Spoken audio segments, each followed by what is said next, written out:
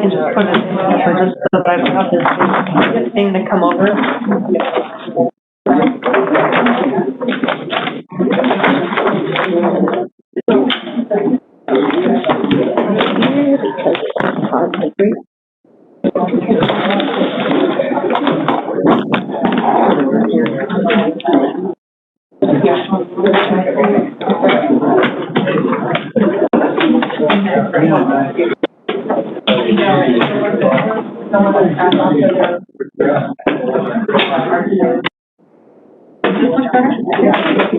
Never mind. It doesn't matter. I'm just going to have it so I can flip through.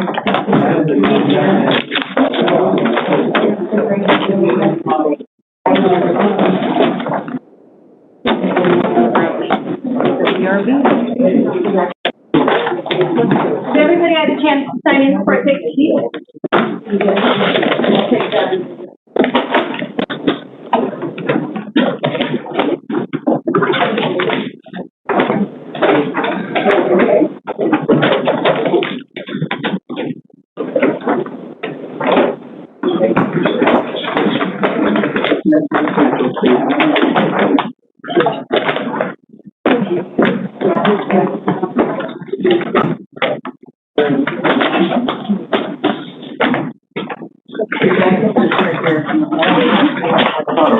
I know.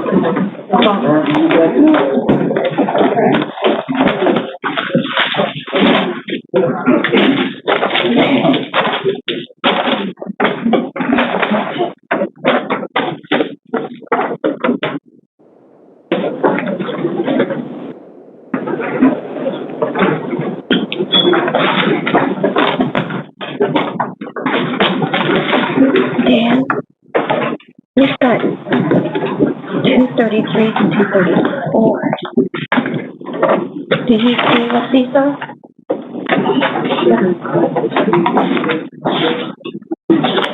Here's 33 and 34, and we just gave it 33. That's from, I think those are, From the P&Z? yeah. Okay, okay. Thank you.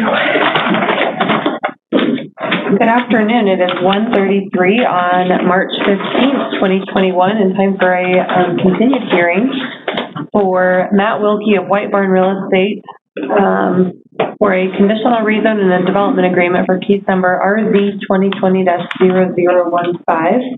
My name is Carrie Smith, and joining me today are Commissioners Pam White and Leslie Van Peek. Also present is Monica Reeves, our Deputy Clerk, Development Services Director Tricia Nilsson, Planner Dan Lister, Deputy Attorney Zach Wesley, and this is a continued hearing, but there is some new people here, so I'm going to go over the hearing procedures.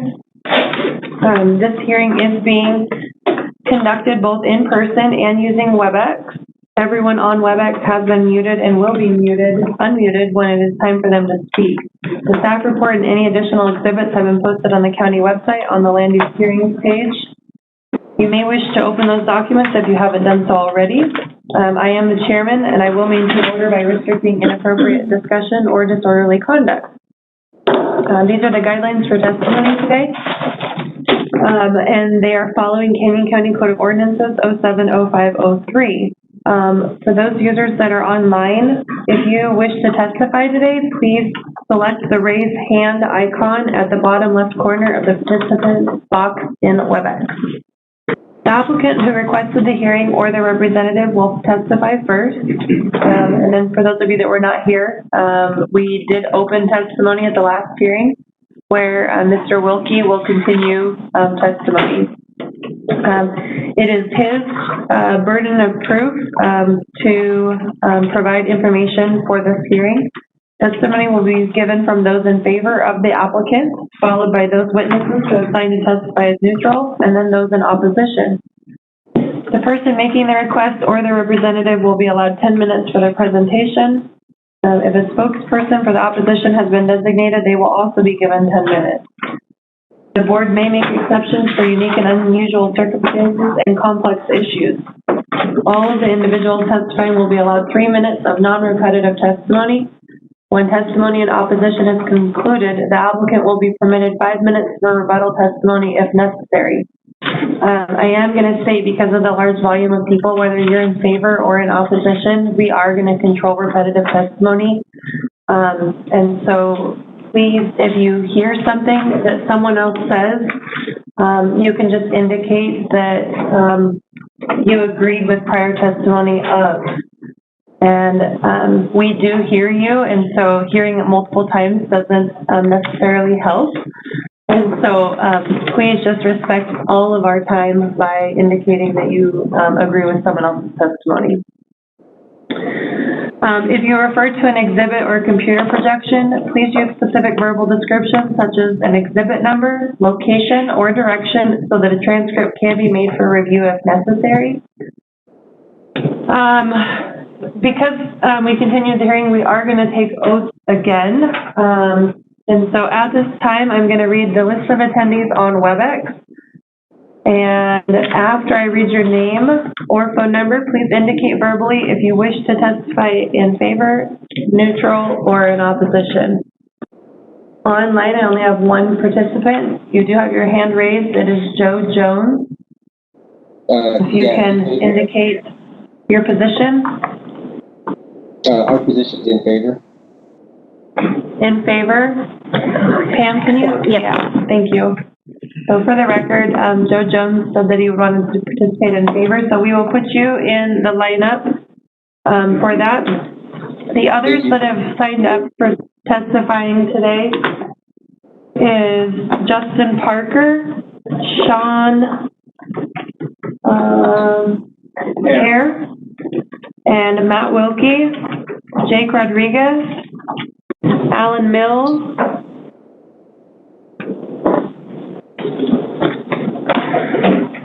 I think I'm missing a sheet. I think I was on one, right? Right there, got it. David Ferdinand, Pam Bauer, Tina Wilson, Lowell Fritz, and Christy Fritz.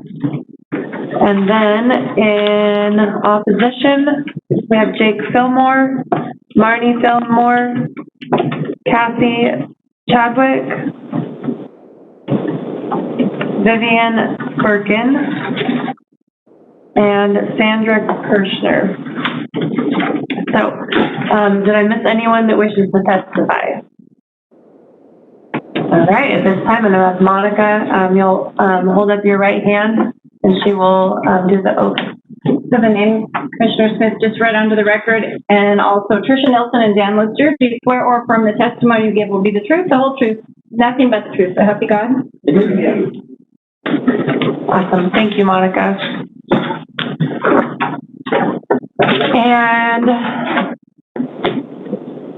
this is a duplicate too, but there isn't any reason why you wish to be, because Commissioner Van Beek was not here before. Again, I'm just going to go through the process so that we're clear for the record. Before we begin taking testimony, is there any member of the board who, for reasons of conflict of interest, requests to be excused for participating in this item? No, Madam Chair. Commissioner Van Beek? I will say, though, for the record, that we were former neighbors for Jake and Marnie Fillmore, who are in opposition, and the Hungates, who've done business with them, and also they're in opposition, but that will not impugn my ability to make an objective decision. Okay. Any declarations pertaining to this request of meetings, such as site reviews or conversations outside of the hearing? No. I will also state I did this last time. I live in the very close proximity to this property, and I do not feel like that would be a conflict of interest or deter me from making a fair decision on this. As for conversations of meetings, I did have a short message from a friend, Shelley Van Lith, who was asking about hearing procedure, not about the case. So I did disclose hearing procedures to her that she could share with others. So that would be it for me on disclosures.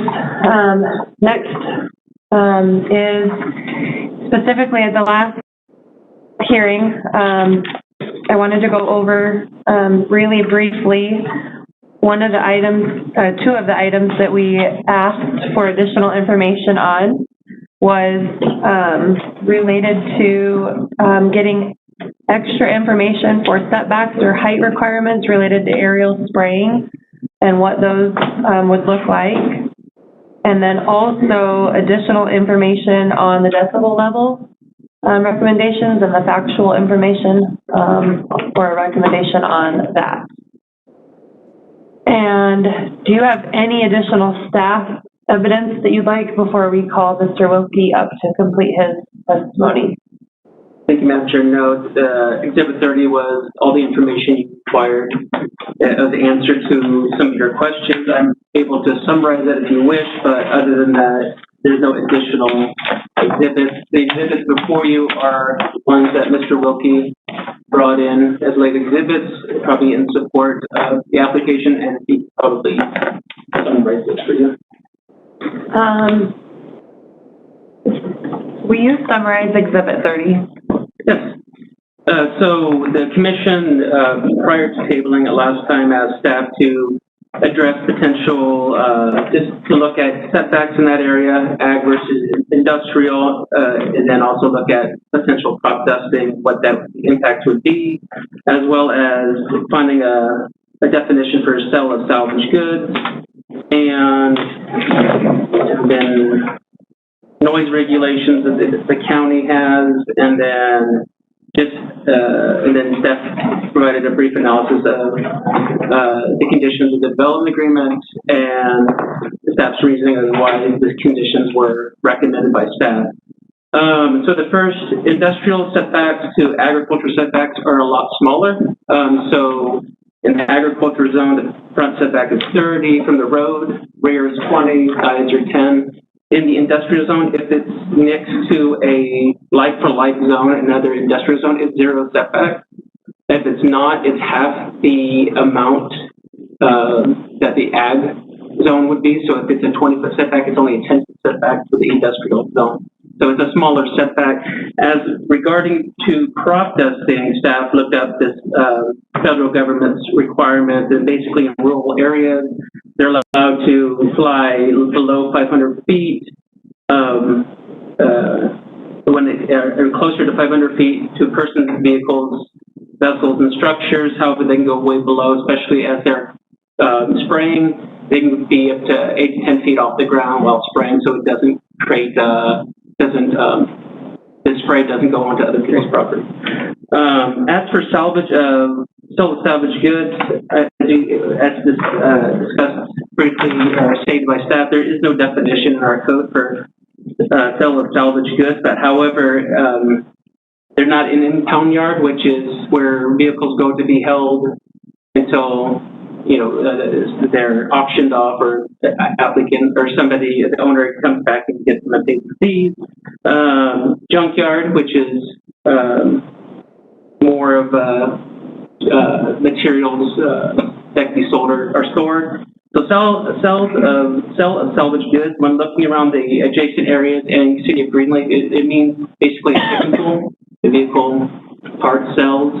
So that's, I think, Commissioner Smith kind of alluded to it. That's probably what that is. And based on the surrounding area and the other cities and City of Greenleaf, this is their also their definition for that use. Noise regulations as provided to the commission, we really don't have a decibel level in our code. I provided sections where we do talk about decibel, and that's just small wind energy systems. They can't exceed 55 decibels. As we discussed at our staff summarized, about 65 decibels is normal talking voice, so small wind energy systems is less than that, so they have to be very quiet. And then staff just kind of gave different sections in the code where we talk about noise, like home occupations, dog kennels, which is an allowed use in the industrial zone. They have to control canines barking and restrain that noise to not become an annoyance in that neighborhood. But staff also provided a definition of operations plan, and the operations plan allows us to, the applicant or the commission to require that, and they have to provide time requirements, noise levels, dust levels, and how they're going to mitigate that as part of their operations plan. And again, this is in the city of Green Lakes area of city impact, so their code also requires buffering. If it were near another zone, they are allowed to, they'll come up with a dust noise buffering plan around zones that are different than the industrial zone. And so, with that being said, staff's recommended development agreement with operations plan is not different than anything we would normally do for a similar type of use. The difference is this is an industrial zone, and the uses we've approved before with a similar operations plan requesting noise, dust, lighting. These are CUPs in ag zones and are conditional use permits. In ag zones or other zones that require that. And so staff provided evidence of mineral extraction uses, special events facilities, contractor shops, and even subdivisions where we've applied buffering, landscaping, an operations plan, basically to make sure the uses that are going to be there are minimized to a level that won't substantially impact that neighborhood. And so the staff proposed conditions are similar conditions we've applied to other similar uses. So staff still recommends that the board consider staff's recommended conditions. And that's basically, that summarizes that exhibit 30. Do you have any changes to the conditions? Like, for example, one of the things that I spoke about at the last meeting was taking testimony from the local farming community, which also included our irrigation district, about spraying requirements of a setback of 100 feet from structures being needed to preserve agricultural operations. No, those conditions have not been practiced. Okay. Madam Chair. Chair Van Beek? I have a number of questions. I was here for the first hearing on this, but there's been some changes in a proposed development agreement. So with your permission, I'd like to ask those questions for staff. So Dan, on yes, you have that. Thank you. You're welcome.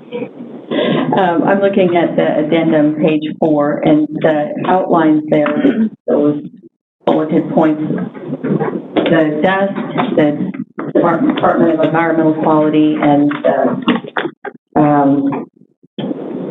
there's one more in there, but the noise level, those require a code enforcement action if there is a violation of those that would have to be cited by neighboring properties. Is that right? Looking at page 4 of the addendum, yes and no. And so, yes, in the sense that it would be up to a neighbor to, at some point with a decibel reader, to go out there and feed that noise. At the same time, if we do it as an operations plan where they're stating their hours of operation and what they're, that they review their dust management plan with DEQ or water quality, and there's already approvals in there. So they're usually, if it's an air quality thing or water, public water, drinking water requirement, they're meeting a permitted thing. So they have to meet the minimum requirements of that. So it's proving up at either prior to commencement of use or building permit, whichever comes first, these things that they are going to meet this, that, and that, and it would be locked into that building permit or that use. Okay, thank you. And then I want to jump to Exhibit 35. So thank you for this, because I was interested in knowing what this was zoned at in that area and how far down the industrial zoning went.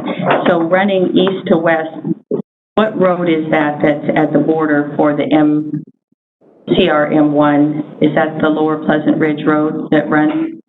It says Laurel Road on the right. Does that run all the way through? So no. So if you look at Lower Pleasant Ridge Road, it actually hits south. Okay. Southeast. Okay, and this reflects Greenleaf's area of impact, is that true? Correct.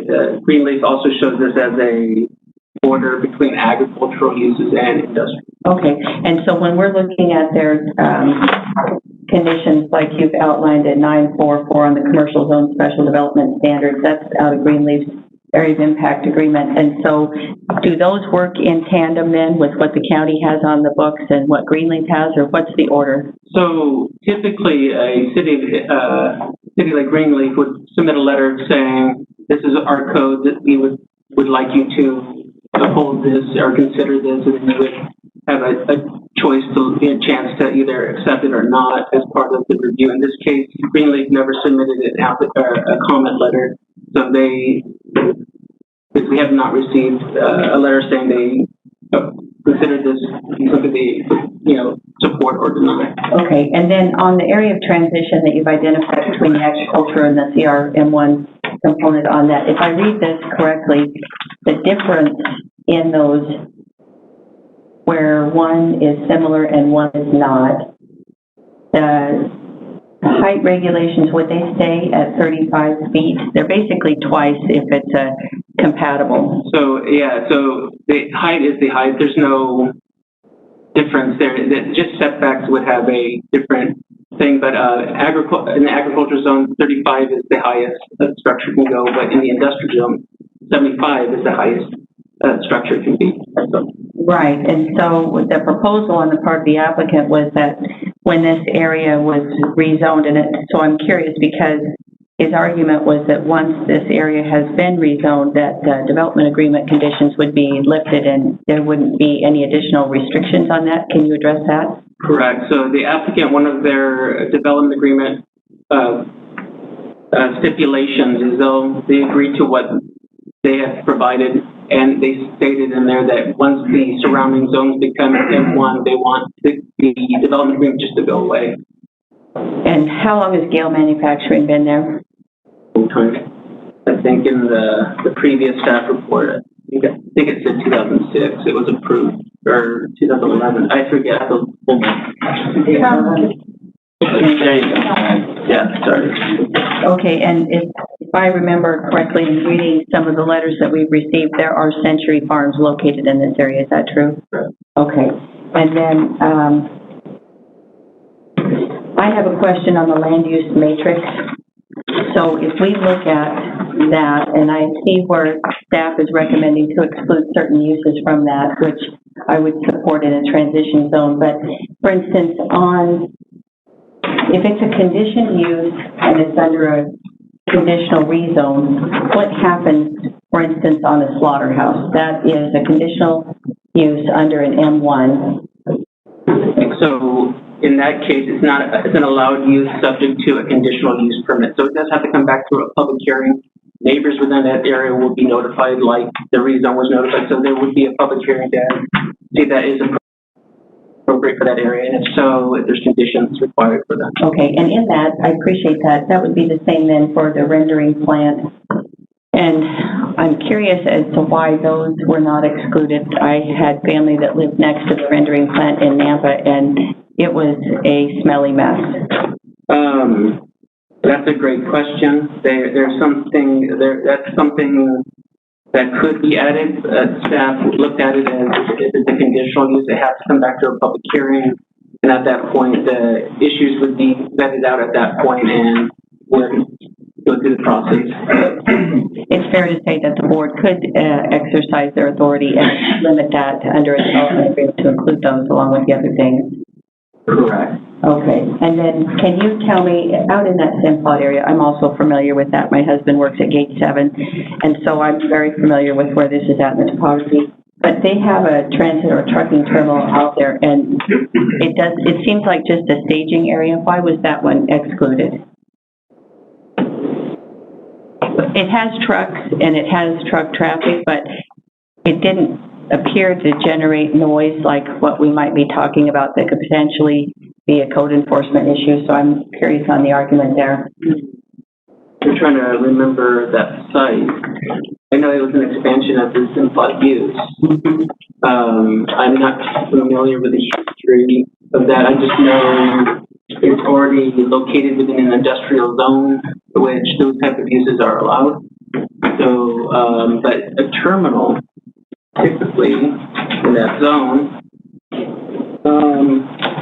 is an allowed use, so they would just need a building permit and not go through a public hearing in the M1. Okay, so are they are they polluters, and are they, so it's volume of traffic that we were concerned about? Sure, it would be the truck terminal, you would have a lot of truck traffic. Okay, The nature of the use. okay, thank you for that clarification. And then one last thing that was not excluded is the bulk storage tank. So flammable liquids, and if you had, and I do understand this area with a 5-lane highway, with railroad spurs, with a nexus to all that interstate traffic and intrastate traffic, but that one was also not excluded on there. That must have missed it, yeah. So there's a few on there that could definitely be considered more than what was provided by the applicant. Okay, and then, I'm sorry, I have just a couple more questions. The nature of this business for Parker Tree Service is to run from 8 p.m. to 6 a.m. Did I understand that correctly? So if you're looking at the noise part of it, it's saying basically at between 8 p.m. and 6 p.m. no noise will be 6 a.m. What? 8 p.m. to 6 a.m. Yeah, there we go. Thank you. That the noise won't exceed 80 decibels. That's all they're really saying. But they don't want to be limited to hours of operation based on that condition. So it can be noisy during the day, but not at night. That is noisy, yes. Okay, yeah, and that, okay. And in staff's Exhibit 30, staff provided a noise decibel decibels in the example. And so 80, you're looking at a noise of a vacuum or, or a mill, or saw blades, so. And I believe the footage between there's like at 100 feet or something like that. So. And it's also true that the increments in increasing decibels, it's different on the scale of how that translates. So 1 decibel increase might be the double in the noise level. Correct. Okay, thank you for that clarification. Thank you, Madam Chair. It's also important to note on Exhibit C, I think this one for their Sky Ranch subdivision shows the example of the 100-foot setback to protect the agricultural uses that surrounded that property. And then I had a couple of questions on the findings of fact from the original Exhibit 1. Just for the record, findings of fact number 4, it states that it was a tied vote regarding the request, but I would want it to show that it was actually a denial of the application. And then I think it's important to note under 6, out of B, that March 10th, 2021, that we had the staff report with the additional board requested items. And then for our legal representation, for the conclusions of law, the questions state from the ordinance is the proposed conditional rezone consistent with the comp plan, and then et cetera, it uses the word conditional rezone throughout those questions like the ordinance. But the findings and the conclusions themselves only call out a rezone. So I think it would be appropriate to change that to conditional rezone. Or does it matter? It's, changing it is fine. I think that's consistent with our ordinance. The term conditional rezone, I think is not found in the local land use planning act, but it is in our ordinance. And so we tend to use them interchangeably, either conditional rezone or rezone with the development agreement. But there's not a legal significance. Okay. And then on C and B and C, your findings include on B 12 different examples, and then your findings in C have 13 different examples. Tell me the difference. Yeah, so in D, it's the 12 examples, and then we have Tina Wilson's example of a recently approved one, so that made 13 on that one, then I just added them all together. See, but if it's confused, I can add them all together when we come back with the revised findings. Okay. It's fairly repetitive minus the one, so we're going to be repetitive, I think, maybe matching unless we have a real reason not to. Madam Chair. Commissioner Van Beek?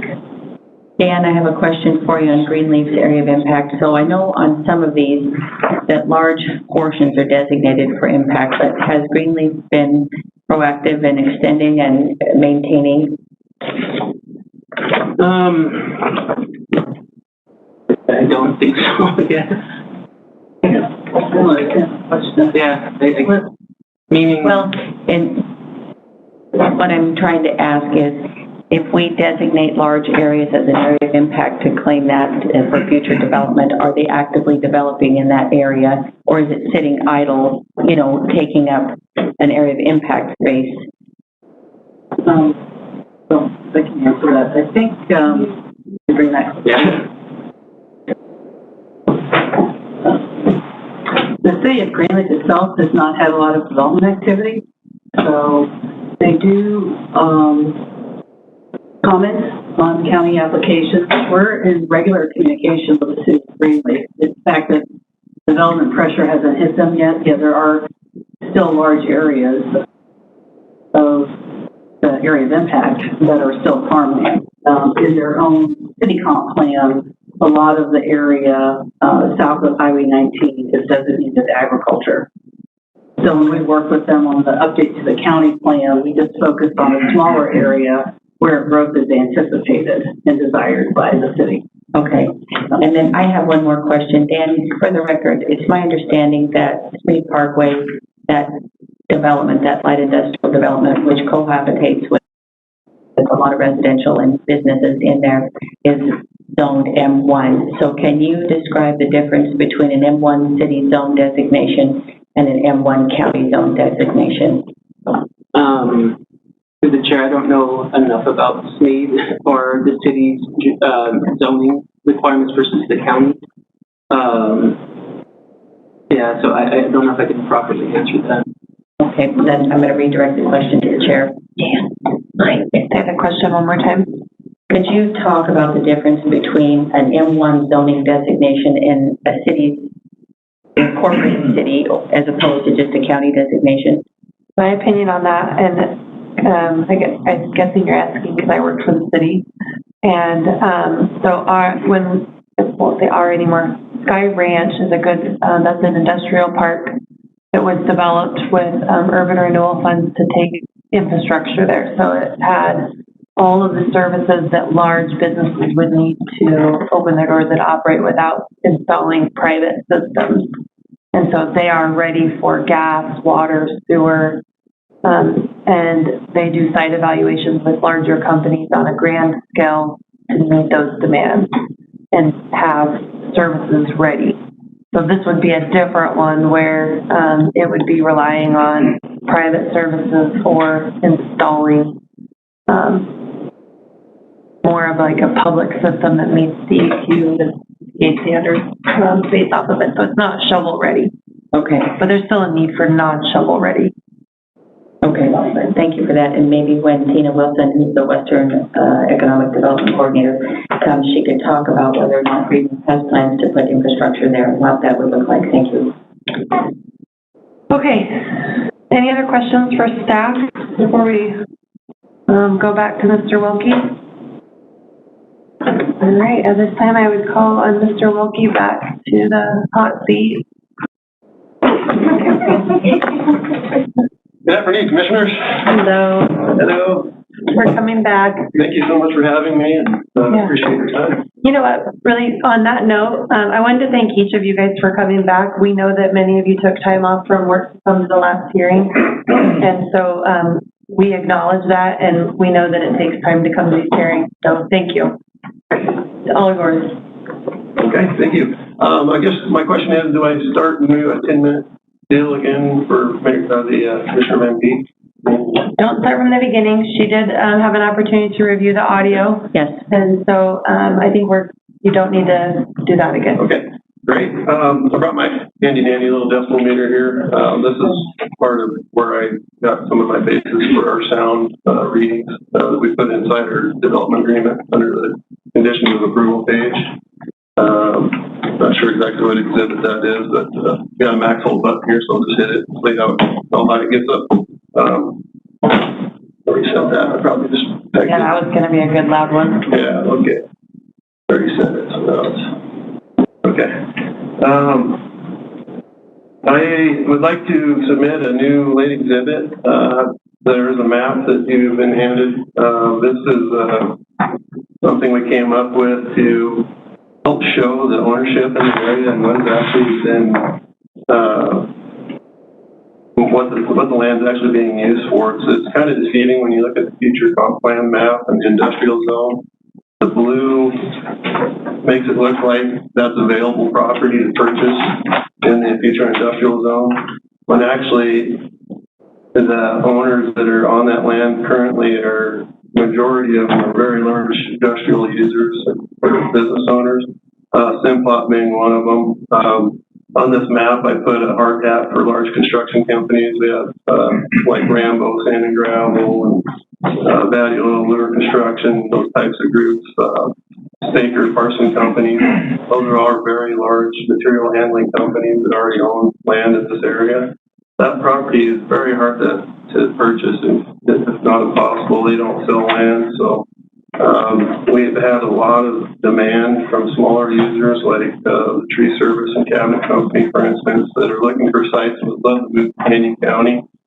And so putting that in perspective with our site here on the northwest corner of Lower Pleasant and Wheats Road, it's just a very rare piece of property to find. There's been one that came up for sale recently just to the west of our property. That sold on January 8th, and it was only on the market 25 days. It's a 64-acre property, two parcels together. That just shows you how much demand there is for this type of property. That one has already been zoned in one light industrial. On that map, I have little red asterisks. Those are current active industrial businesses, such as like Echo Equipment. We have Interwest Supply there, and AmeriGas is another company. We have a side loading yard for rail service there. We have a trailer manufacturing company. This is all just west of Yale. When you get closer to Caldwell, there's actually a parcel that's within the Caldwell city limits. It's not the county anymore. There's a couple of users there. And then pretty much a lot of gravel extraction sites. So everywhere it says gravel is the current site, either extracted gravel in the past or is an ongoing gravel extraction site. That's great for revenue for the county up front, but once that gravel is extracted, there's not much income coming from that property, usually left with a pond. So our site, we feel, is fantastic location and easy access to the interstate. Helps when you have a business that pays employees by the hour and they're traveling from your work site to go to work, and that was part of our client's reasoning for picking this location. Another late exhibit I'd like to provided you is from Tony Wheats, Western Farms Incorporated. History of Wheats Road. His grandfather actually had a warehouse on the corner of Wheats Road and Highway 19. He sold produce there at a warehouse, and that's directly across from Gill Manufacturing. He provided a letter offering support. He's a very large ag user and farmer in the area. He doesn't see why this would be a downside to ag. Our site has class 4 and 6 soils. It's not very suitable for farming. And part of his reasoning for the site being a great location, and it would help support ag-based business. We had a contractor shop that would come in and work on ag equipment, and trucks, and so on and so forth. So we think that would be a great use to help benefit ag in the area, actually, than the negative. So, also have another letter I submitted from Robert Rescue, and he's also looking to relocate his business and would like to move to the site. He's out of Garden City right now, so we have a lot of interest to come into Canyon County and just nowhere to go. With our site being zoned M1, we could bring these businesses in, and they would like to move here. So have lots of support from the community for this rezone, and that's why we wanted to bring these exhibits forward, and well, many others that have already been put on the file. Madam Chair. Commissioner, 1 second, does that complete your testimony? Yes, I guess one more thing on the setbacks and height restrictions I'd like to add. I went out to the site, and I can't exactly measure the telephone poles perfectly, but they're about 45 feet to the height to the top. It's on our southern property boundary. There's a three-phase power line running the whole southern boundary, and it's at 45 feet. The property falls off away from there, so I think that any uses that were up to that 75-foot level, I don't think it would, under M1 use, I don't think that would be a bad height to maintain that or underneath on the site, because we already have 40-foot tall power poles and power lines on our southern boundary. About setback. Oh, yeah. 100 feet. 100 feet. I think, aren't we 70 on most of our setbacks already? Lower Pleasant Ridge Road of quarter section. That's true. From my review of the property and trying to compare where structures are at and where they already can and cannot spray, the only ones that would really need 100-foot setback is your north and your south property line where they're continuing to farm. And so would you be agreeable to a condition that stated that? Yeah, I'd like to discuss that with my clients, but keep that on the table. As well as the landscape plan, we thought maybe the trees, deciduous trees and conifers would be a good buffer. That might help with the commission to help the rezone. Okay. That's good. I was going to ask that question as well. Okay. Chair Van Beek? Yes, thank you, Madam Chair. I have a question for you. I know you're a realtor, and I'm listening to your comments about availability of property, and I know it can be challenging with people coming in, but there have been letters submitted that there were plenty of places for people to go. Where else can people go to develop light industrial properties? What's available? That's simply just not true. It's very hard to find property, light industrial currently. I think they're looking at the map, the future comp plan map, and then these industrial zones, and assuming that there's places to relocate to or build an industrial property, or build on an industrial site. But that's why I brought this late exhibit in. It really shows, even in the industrial area, it's pretty much locked up with large industrial users already. And then the smaller industrial users have already built their site out, such as, like Interwest for the Valley Pivot dealer, and, AmeriGas where you can fill propane there, and the side yard for, things that I spoke of before.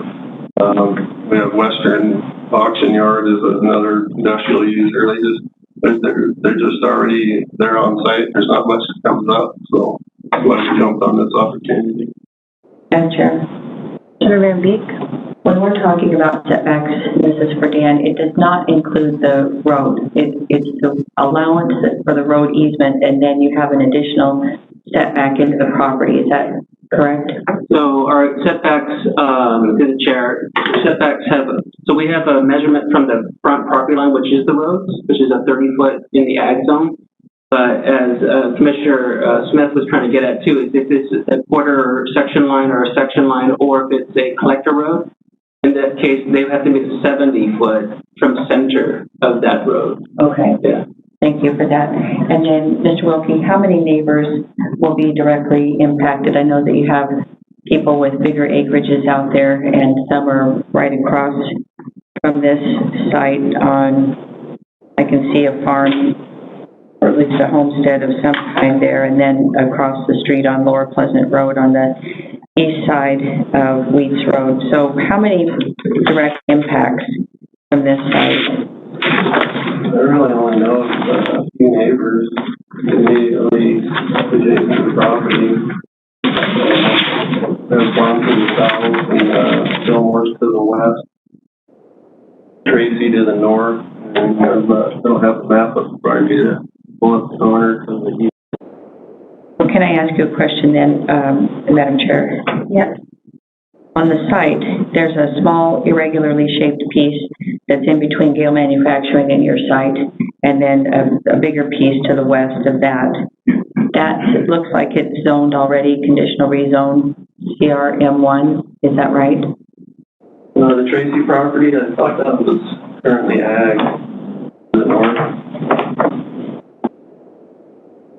It's a, I don't know if you have a map there.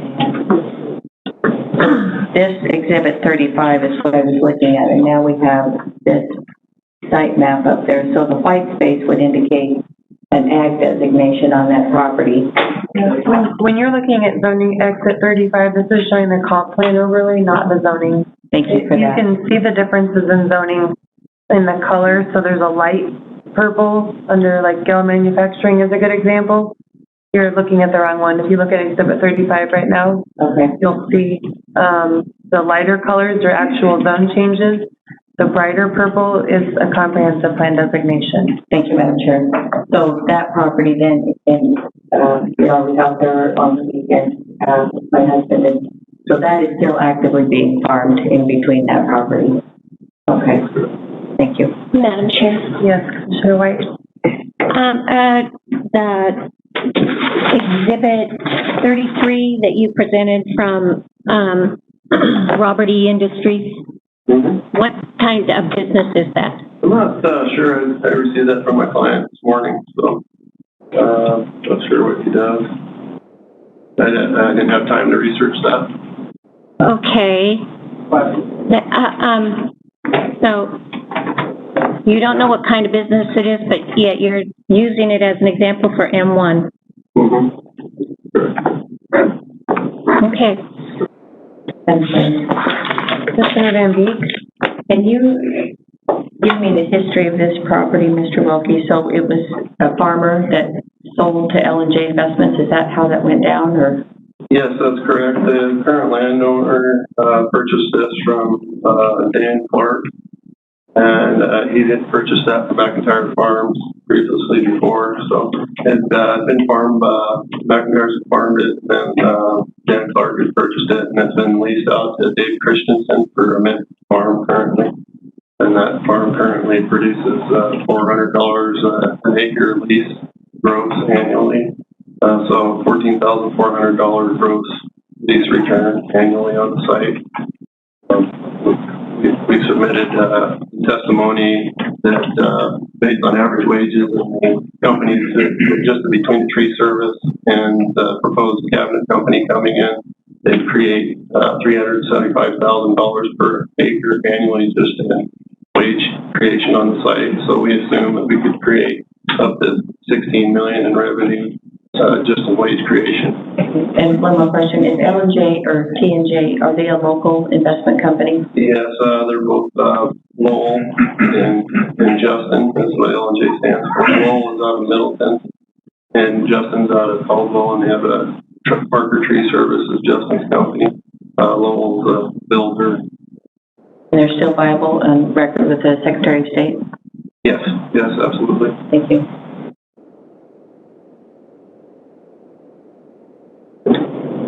Any other questions? That would be allowed to come back. Decibel meter? Yes, and then I have a couple more questions. Okay. We had 84 decibels so far.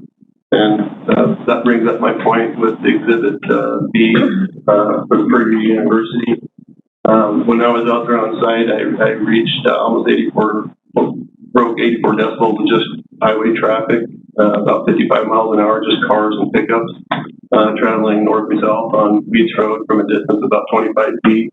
And this exhibit, it says that at 25 feet, at 65 miles an hour, passenger guard decibel levels are 77.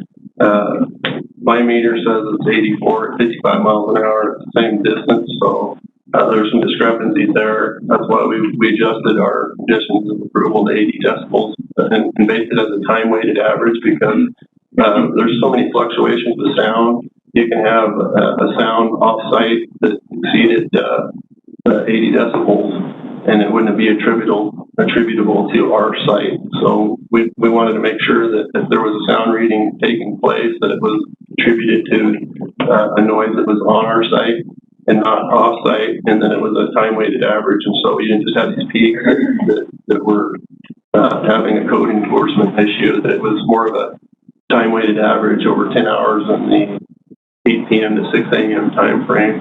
And my reasoning for that was speaking with a person who written a master's, and his thesis was on sound levels, and he said use a dosimeter, and that's how they do it around airports and so on and so forth. So you can't just hit 84 decibels and have a problem or whatsoever. You got to have a time frame. Commissioner White? Okay, this is very interesting. What does time-weighted average mean? Because a car going by, it's here, and it's off. But at 85, that is a consistent in one place sound, that's going to be, you know what I'm saying? Yeah. So what does time-weighted mean? That would be something we need to have somebody with a master's, I think, and sound level, you know. Because I can see, you know, a car going by with, at that, you know, 80, depending on where you're standing or that sort of a thing.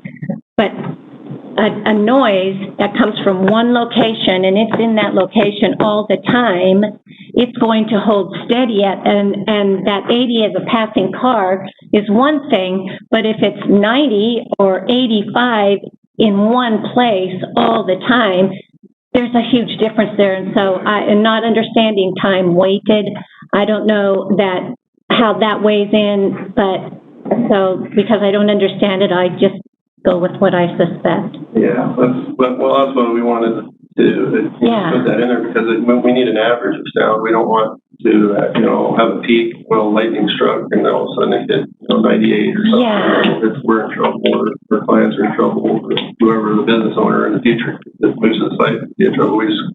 There's more to it than just saying, hey, we're going to sit here on the edge of the property with the decimal meter and it's going to hit this limit and then you're out. We don't want that. We want to. Madam Chair, it's inside the property lines, not outside. Yeah, as staff's conditions say that it's going to be measured at along the perimeter basically of the property, as shown on the screen here. So it's at the perimeter. I think Mr. Wilkie has amended that to kind of give it more of a defined time frame and location, and not just on the peripheral where you could be by the road and get a different noise. But I think the conditions as stated by staff are obviously about noise generating equipment on site, not road generated noise by a car going by. It would be something measurable from the site and not elsewhere. It's directly just on these property zones. Okay, thanks, Dan. Madam Chair. Commissioner Van Beek? Mr. Wilkie, I have a question for you, and it's based on basically a customer service premise. So I live in an area that's in change and motion, like what the neighbors here are experiencing. So I have an active gravel pit that's being extracted, and there's probably 300 to 400 trucks run in front of my house a day. So it's a big operation. And one of the things that owner decided to do was to limit his hours of operation. So he will run Monday through Friday from 7 till 5. At 5, it's always done. And then,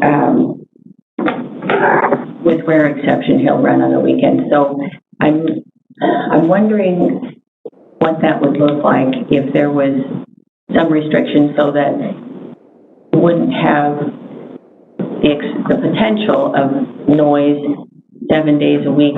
I mean, everybody needs a break. You can only live inside so long, and where this is a transition zone, what does that look like to consider that possibility? We considered that, Commissioner Van Beek. We, in our development agreement, we stated that we would, try to contain noise generating equipment substantially within a building. The problem with that is if you have, for instance, a tree grinding business or tree business and they come in to grind the trees and create bark, the tree grinder can't be contained in a building or you have some equipment like a truck pull in to offload some goods.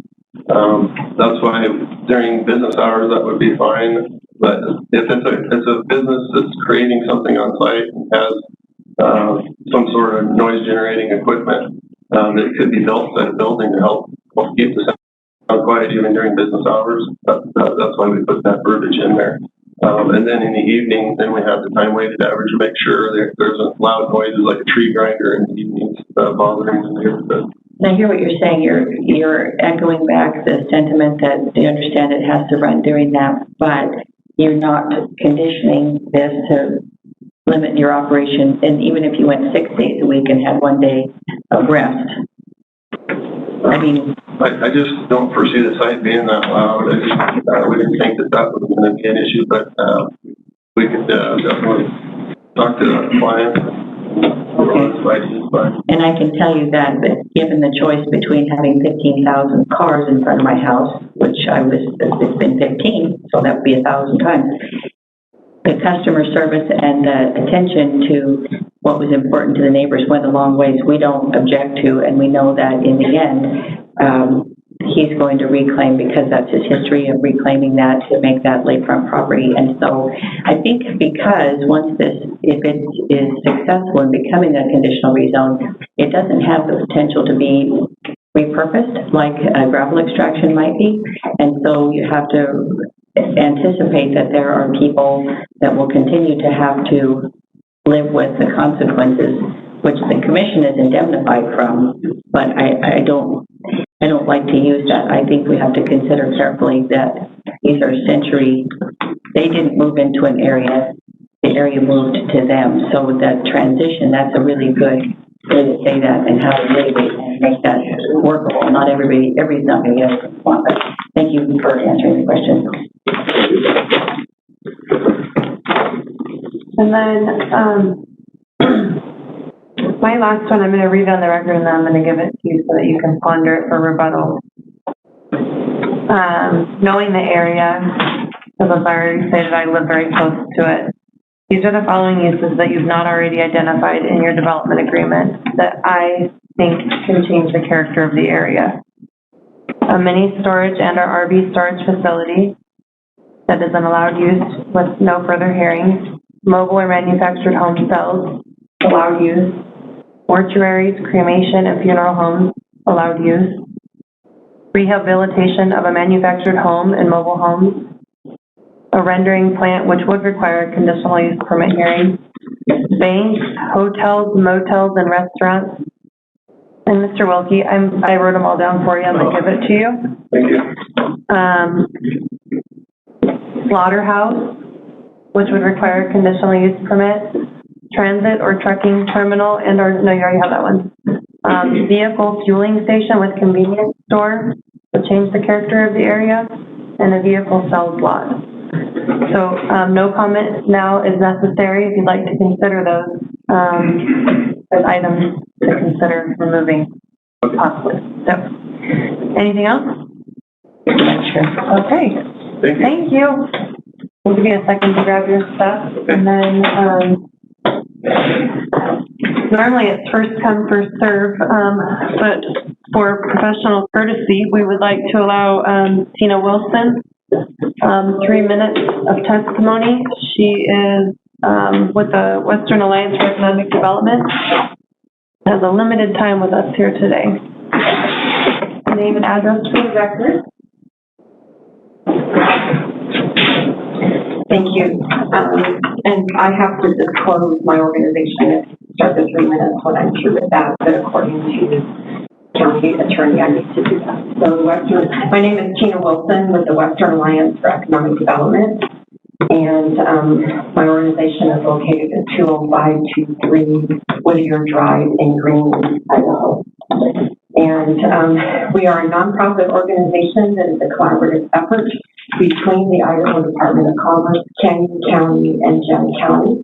And I specifically serve 6 cities, one of which is the city of Greenwood.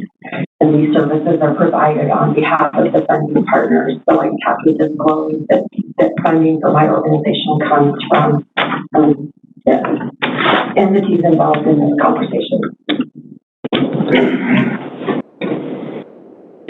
So thank you for the professional courtesy of allowing me to testify quickly. I appreciate the fact that you're sitting in the hot seat. As policymakers, the decisions that you make often can be unpopular and take very much time and consideration. So I appreciate that. And as you know, citizens give you input in any type of a planning and zoning situation, just as citizens gave input to your comprehensive plan, as well as the citizens, planning and zoning commissioners who created the comprehensive plan for your approval, as well as for your future land use map. So I did specifically talk about this particular project with Lee Feld at the city, and his reaction at that point in time was that hopefully someday, just as the local coal packaging plant did, that if there was somebody who had a heavy usage for water and sewer, that they would reach out to the city. As you know, the local coal packaging is about over a mile outside of the city limits, but they did pay for and connect to the city service goods wastewater treatment plant in order to do an expansion. So the conversation I had with the city clerk basically was, well, if we get somebody with high demand, maybe they'll do what the local did and pay to connect to the city services. I wanted to, you already have a letter of support in there from previous conversations, but I want to specifically tell you about 2 businesses who wanted to locate in Western Canyon County and were not able to because I could not find them a 5 to 7 acre piece of property. One is a small metal fabricator that does support food processors, and so they were not able to find a location, and so they are now located in Gem County. I also recently tried to find again another piece of property. They wanted 5 to 10 acres to do a freeze-dried food processing company. They wanted to put an 8,000 square foot building on it. Again, I could not find them anything that was already zoned with a light industrial, and they ended up in Gem County. Frequently, I'm looking for that small acreage. We know about Sky Ranch, and I do refer projects over to Sky Ranch, but they're full. And I know they're working on a new part, but they're big boys are looking for those. And so when you have a small organization that's looking to locate in Canyon County, something that's already zoned light industrial is very, very difficult to find. So I don't know if you have any questions. Madam Chair. Commissioner Van Beek. I'm familiar with the Sirocco plant. I've toured that facility. It's a great win for Canyon County to have them there. It's a family-owned business, and I appreciate that they were willing to front the infrastructure cost and put that in there. What's the cost of doing that? Have you had that conversation with L&J Investments? I have not had that conversation with L&J Investments. I think part of the thing that's appealing about this is we know that there's potentially the tree service that wants about 5 acres. What goes in that other 35, 40, 30, whatever the remaining acreage is unknown at this time to know what kind of an acreage, whether there would be anything that would be a large demand user. According to the exhibit put in there by Development Services, they have excluded food processing from being able to locate on this property. I noticed that, and I had a little hard time with that because my little freeze-dried food processing people would have been just perfect. It's just a commercial kitchen, and they're sourcing local produce, local beef, local lamb, and an 8,000 square foot building. So I think that some of these things that are when it comes time for a building permit, you submit a landscaping plan. When you submit an operating plan, they want to know what you're going to do on that site 20 And a lot of those things come through with a building permit, and it's really hard when you're trying to market that property to bring in a small business. With that limitations on things that could be tied to a building permit, and so I have a hard time with that. Yeah. Thank you for your comments. I appreciate that, Madam Chair. Can I add for the record, the time of the building permit, the only things that are looked at is the building permit allowed for the land based off of the use. And you look at approach permits, fire districts, there's very set standards. So it's not a time that Canyon County can look at landscaping or any of those things. Our ordinance doesn't allow for something like that. So, I do know they look at landscaping and lighting for building permits. I've been through that process.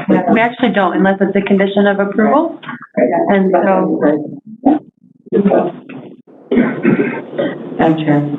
Commissioner Van Beek? I have a question. I meant to ask Mr. Wilkie, but I'll ask our staff.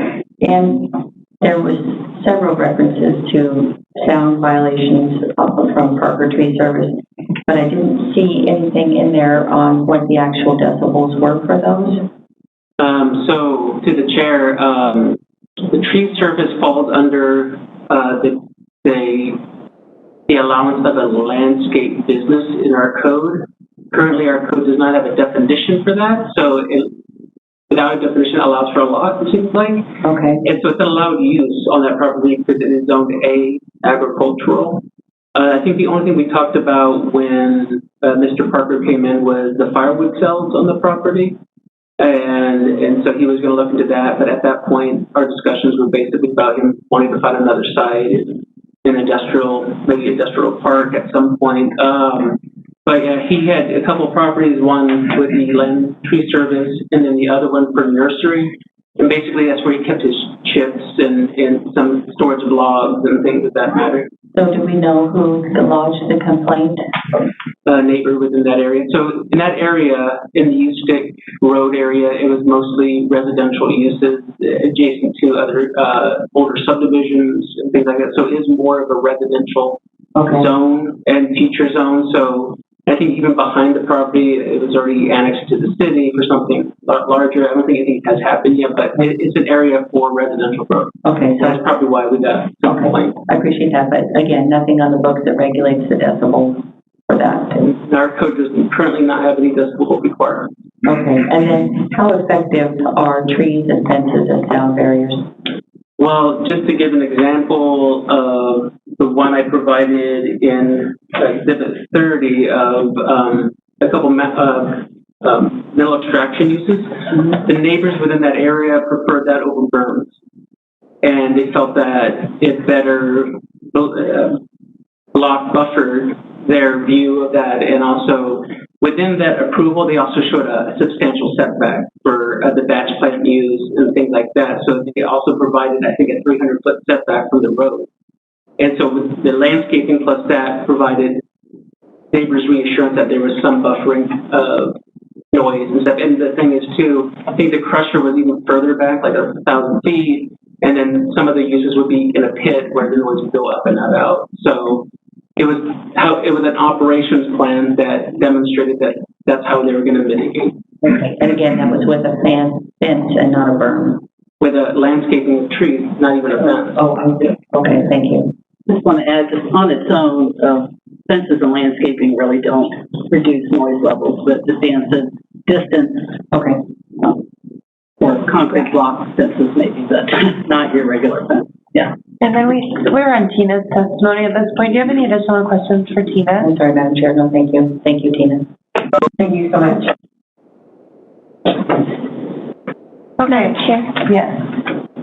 Dan and Tricia, will you move that mic back and forth when you talk? Yeah, sorry. Thank you. Okay, going in order, the next person to testify would be David Ferdinand.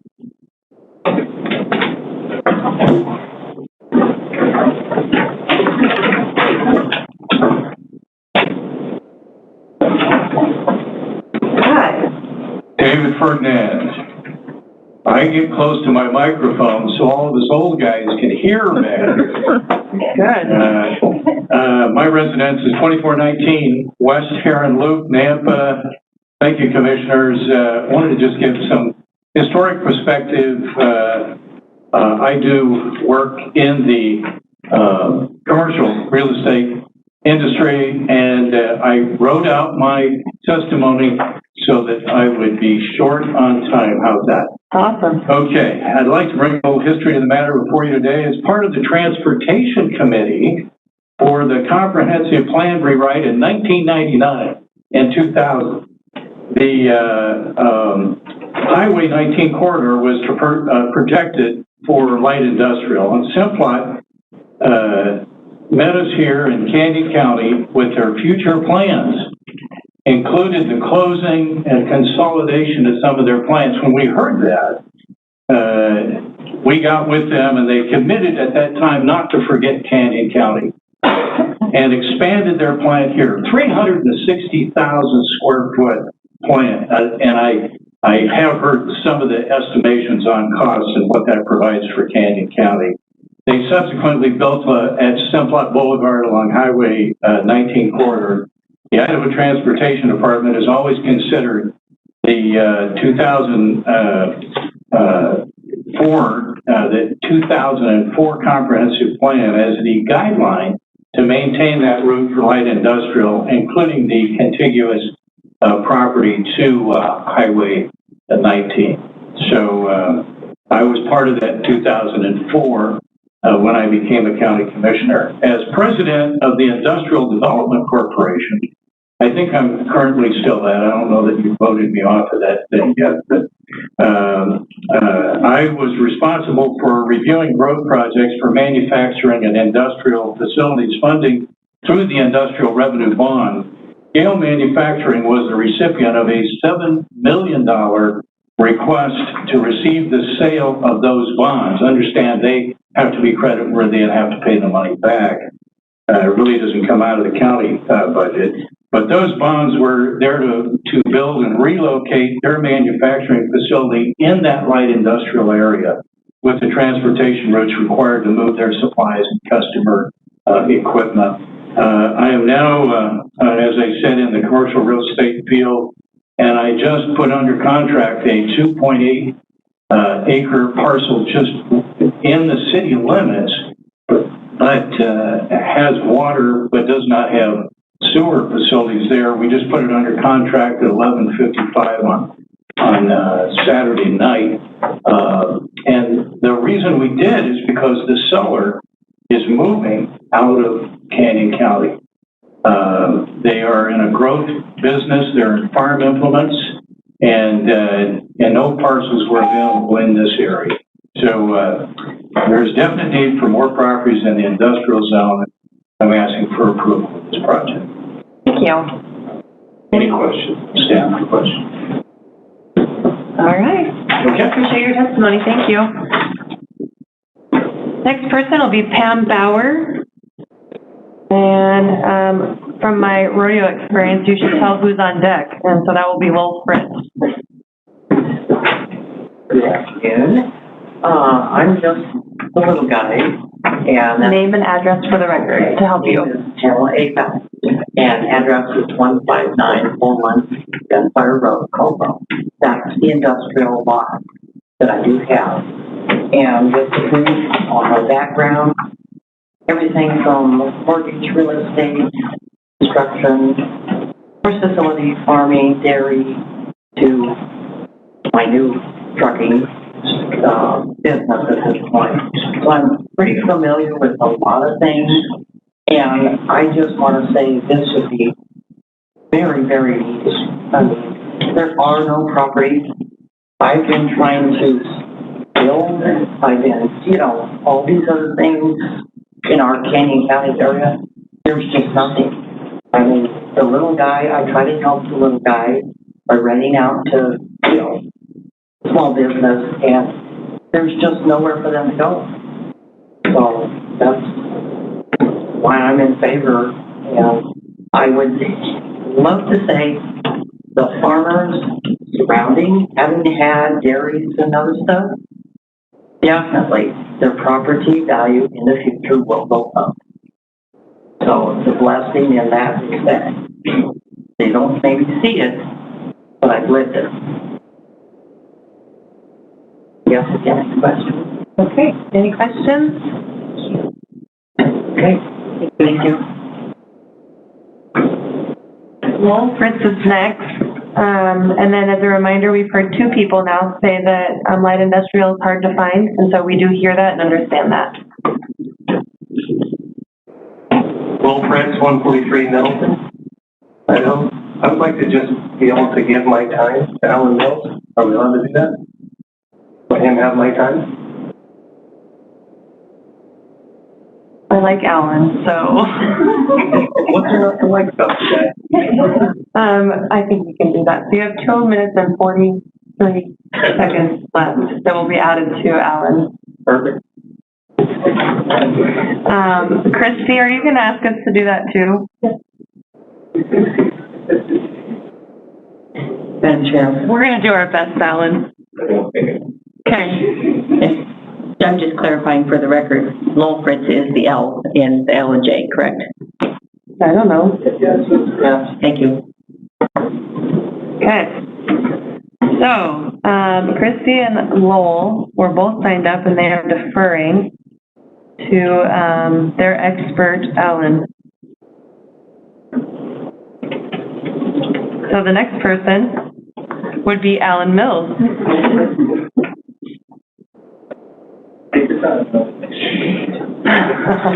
Thank you, and I will try not to use it all.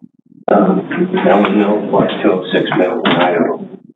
Could we get to Conklin? And I'm missing my favorite instrument, the little pointer.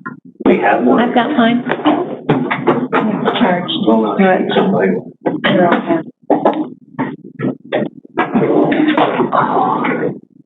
I'm going to stand up for just a minute, you guys.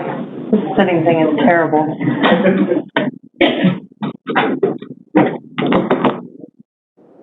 Does it work? Ready? Yep, I'm ready. We're going. Okay.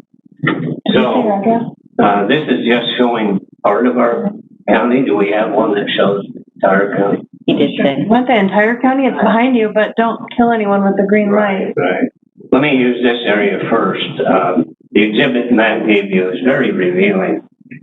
Our zoning and or our comprehensive plan map is very, very misleading as to the availability of industrial property. Let me go over to Middleton and tell you that south of the river was designated many years ago for industrial, and it has been a good share of industrial. A good share of that industrial gravel extraction is now converting to high-end homes. That's now going away from the industrial, it's not available. Highway 2026, Rambo, Parker Station, materials, and Nampa paving, all excavating gravel, nothing for sale. The only thing that might be for sale is the three of you would put up your property that you own. 2026, and the zone correctly, we might have a home for something. But we don't have a home for these industrial uses, and they're starting to leave. And I've got to submit that people rely on the comprehensive plan. When I see them come in, I refer to them.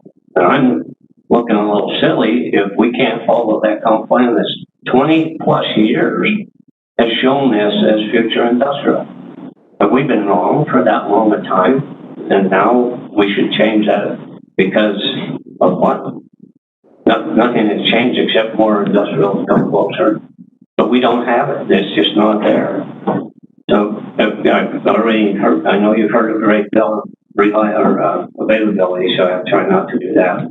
But it is a stark contrast between the taxes on the gravel extraction that are operating today that are getting used at 3 to 4 times what they projected speed because FEMA did their little plan remake, and we're using tons and tons of gravel to raise up properties to get them out of the flood. Dick Phillips took 175,000 yards to raise his mini storage up so he didn't have to pay for flood insurance, and that's happening all over the county. So we're using our resource real quickly. Nobody ever dreamed we would run out of gravel, but I can see it could happen, especially in locations. But not everybody wants gravel, so, and especially like in this particular place. So we've got to make a home, or we've got to be honest and say, you know, we're going to be very limited on what we allow into Canyon County for industrial. I hate to say it, but you've probably heard it. I've got to almost guarantee you've heard Canyon County taxes are high. I hear it from builders all the time, contractors, others, homeowners. And one way to get that tax base down for the residential and agricultural communities is to encourage residential commercial. I don't think anybody would argue with those facts.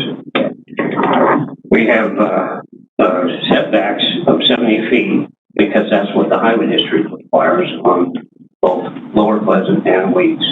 I think the applicant is willing to make that 70 foot on all four sides, and that would allow for the tree plantings and so forth. But you have to be careful about setbacks and landscaping and tree plantings. It doesn't become a maintenance nightmare and serve no purpose. If you go on Middleton Road, you see big berms and terrible landscaping, and it works for a sound buffer, but it's not very attractive. So I'm going to give you one little example here that I'm starting to feel like this is relevant, and that's Elk Farms and mule deer. Yeah, I think everybody here has seen elk being raised commercially. That's under the Department of Agriculture. Has anybody in here seen mule deer being raised commercially? I won't see any hands. I know Fish and Game has that responsibility. They promulgated the rule, tell you how high the fence is, how many veterinary visits, and all this. And at the very end, it says you cannot domesticate any mule deer in Idaho. They're wild. You can't import any domestic mule deer into Idaho, and there are no domestic mule deer in Idaho. So we have all these rules and guidelines, and you can't achieve it. I just encourage you not to put so stringent of guidelines on this that in appearance is there that we're encouraging somebody to come locate an industrial business, and they can't do it. They can't achieve it. This applicant has shown and told us that he's willing to work with any reasonable conditions. But it's not too hard to get unreasonable very quick too. And I also, at the last, I have a letter. Did you get the letter from Steve Rule? Yeah. Okay, I don't need to read it into the record then. And I would sit for questions rather than stand. Thank you. Commissioner White. You said something about I was writing, Ellen, I missed it. All four borders, they would be willing to do what now? 70-foot setback. 70 foot on all the way around? Because we don't want to create unusable ground. Yeah. Now, buildings could be considered to be a little further back than that, but it's got to be defined as to what you can do. We don't want to create a wasteland of weeds. You know, so we need some definition of what could be allowed in. Okay. And then the gravel they use, now you said they're to filling in for the floodplain, 175,000. Is that what you about said? 27 acres, Republic Storage imported close to 175,000 yards of gravel. It could have gone to building roads in Canyon County, and it went to build up the site so that they did not have to pay flood insurance. That's happening all over. Happened right next to me in Wells County to our physical therapist. Do you, as a realtor, I've been asking this question, do you know, it's the unknown that bothers the neighbors and the people in the vicinity. Do you know, besides Parker Tree Service, who else is going in here? Do you have any information? What other businesses? What type? I mean, when you look at this list, it's kind of easy to get scary, slaughterhouse and all these other things that are allowed on there. So, can you share any of that? Well, I can only tell you what I know.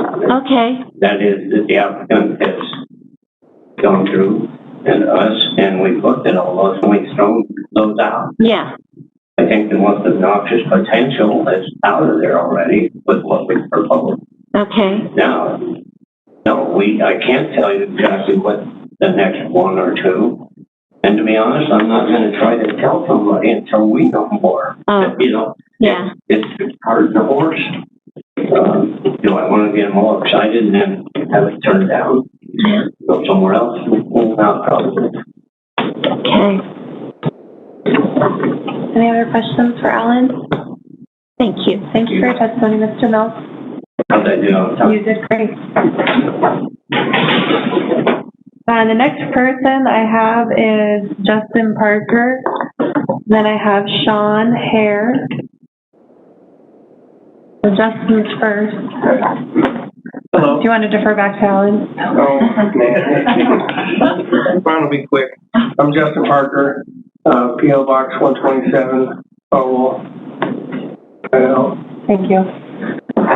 One thing I would like to refer to is, first of all, thanks for being in your spot. And I do want to say that I'm really not someone that, wants to come in and I do care about the neighbors around there. I'm not a real estate tycoon or anything like that. So for the most part, I'm just trying my best to grow. And, a lot of times it's hard to put your money, to step up there and go to the next level because everything is so expensive. And so you almost have to think and be smarter than the rest, I guess, because you don't have the cash. So anyways, I just want to refer to this one letter that you talked about that I think Pam asked about. And that letter that came in was from my friend. He has a restoration business for older vehicles and like changing cars into electric vehicles. And he just, basically would want to have some type of a shop, 40 by 60 shop or whatever. And he would just be building new classic vehicles or repairing them for people that need it. And also, I don't really know, anyone like specifically that is going to be at the property besides myself. But I would say I've had friends of mine that are still looking for places that are similar to that are small businesses like myself, that, are doing it out of their own property or whatever and growing. And the one thing about the sound is, I totally understand being worried about sound. The only problem I pretty much understand everything that's come up except for how low the sound has to be at the edge of our property. And especially at nighttime, because definitely I don't want, to wake everybody up or anything, but I feel like if I would like to come to my office or whatever at, 10 o'clock at night to do some paperwork or work on something inside of my shop, doors closed or whatever, I just, I feel like that should be permitted. There's a lot of people that can't buy 5 acres, and, be able to, definitely won't be able to buy 5 acres if they have to do that. And even in my own house, I have semi-trucks and I have chipper trucks and all that. I get along with all my neighbors. There's only one neighbor that I've ever had a problem with, and they're fine now. We talk and everything, and I actually went over to their house and when I first got, was doing things and tried to make sure I made them happy or whatever. She said, there's nothing you can do to make me happy. So I said, okay, well, I'll try, later. But anyways, thanks for your time. I do think there's a lot of businesses that could really use this type of property, as long as there's not too many restrictions. For the record, Justin, can you confirm, and maybe Dan can confirm this, what exhibit you were referencing? 33 or 30? And just clarify for the record. Thank you. And also, the other one was a letter from a repair shop too. There's a couple of them. Basically the same thing. Okay, thank you. Commissioner Van Beek, you want to say a question? Thank you. So your description of use of the property is very different, and so I'm trying to get clarification, and maybe Mr. Wilkie could address that in his rebuttal. If you're talking about restrictions, are you saying that your intent is not to grind and shred at night, that you would come down to the office for work? Because that's a Yeah, of course. non-conflict. Yeah, no, I wouldn't be shredding. There's no reason. In fact, to begin with, I would just be shredding like once a month during the day, possibly, right? We'll be making soils and stuff like that. But for me to even come down and do office work or work on one of my pieces of equipment, from what the rules are stating, it feels like that could be a problem. And the other part of that is what he was talking about, the weighted average and all that. That basically comes into play because it basically says once in a while, if you need to do something at night, it's understandable. But if you continue that sound at the edge for a certain amount of time, like a 24-hour period or a 48-hour period, then it becomes a problem. Like you could get, or I guess a violation or whatever. Madam Chair. And so I looked that up, the weighted average, and it's just across a slice of time. And if you were to sustain a certain decibel level, I think you'd violate OSHA standards. So I don't hear that that's in your intent. Yes, that's not right. Okay, and that I'm glad that you brought that point up because there was some confusion in my mind about the lack of restriction on days of the week or hours, because I thought Parker Tree Service specifically was looking to run 7 days a week, any hour of the day or night, with mitigated noise reduction for that 6 to 8 p.m. So you're saying that's not the case? Well, I'm saying that I'm a 24-hour service company too, so I'm not planning on working at night continuously. Mainly during the day at those times, and most of the time not on the weekends. But there is many times where I get calls and guys have to get to the shop and we have to put our stuff together and start up our rigs, and it might be 1 o'clock in the morning. So, there's going to be a time. I feel comfortable saying that I'm not going to have something on there that's continuously, causing. And I appreciate your clarification. For me, transparency and just knowing it's the known, and that's where Commissioner tried, and we can't know everything, but I think to just define what it is that your business model looks like is important. It's important for me as a commissioner in a decision-making process. So, thank you for your testimony. Yeah. Is a good example. So there's another guy that does, he sells snowmobile parts and side-by-side parts and things like that, and all of it's right behind Lowe's here, and he does all of it indoors. And so the one restriction about, I know we don't I wouldn't plan on having a wrecking yard there or a Biologic jungle.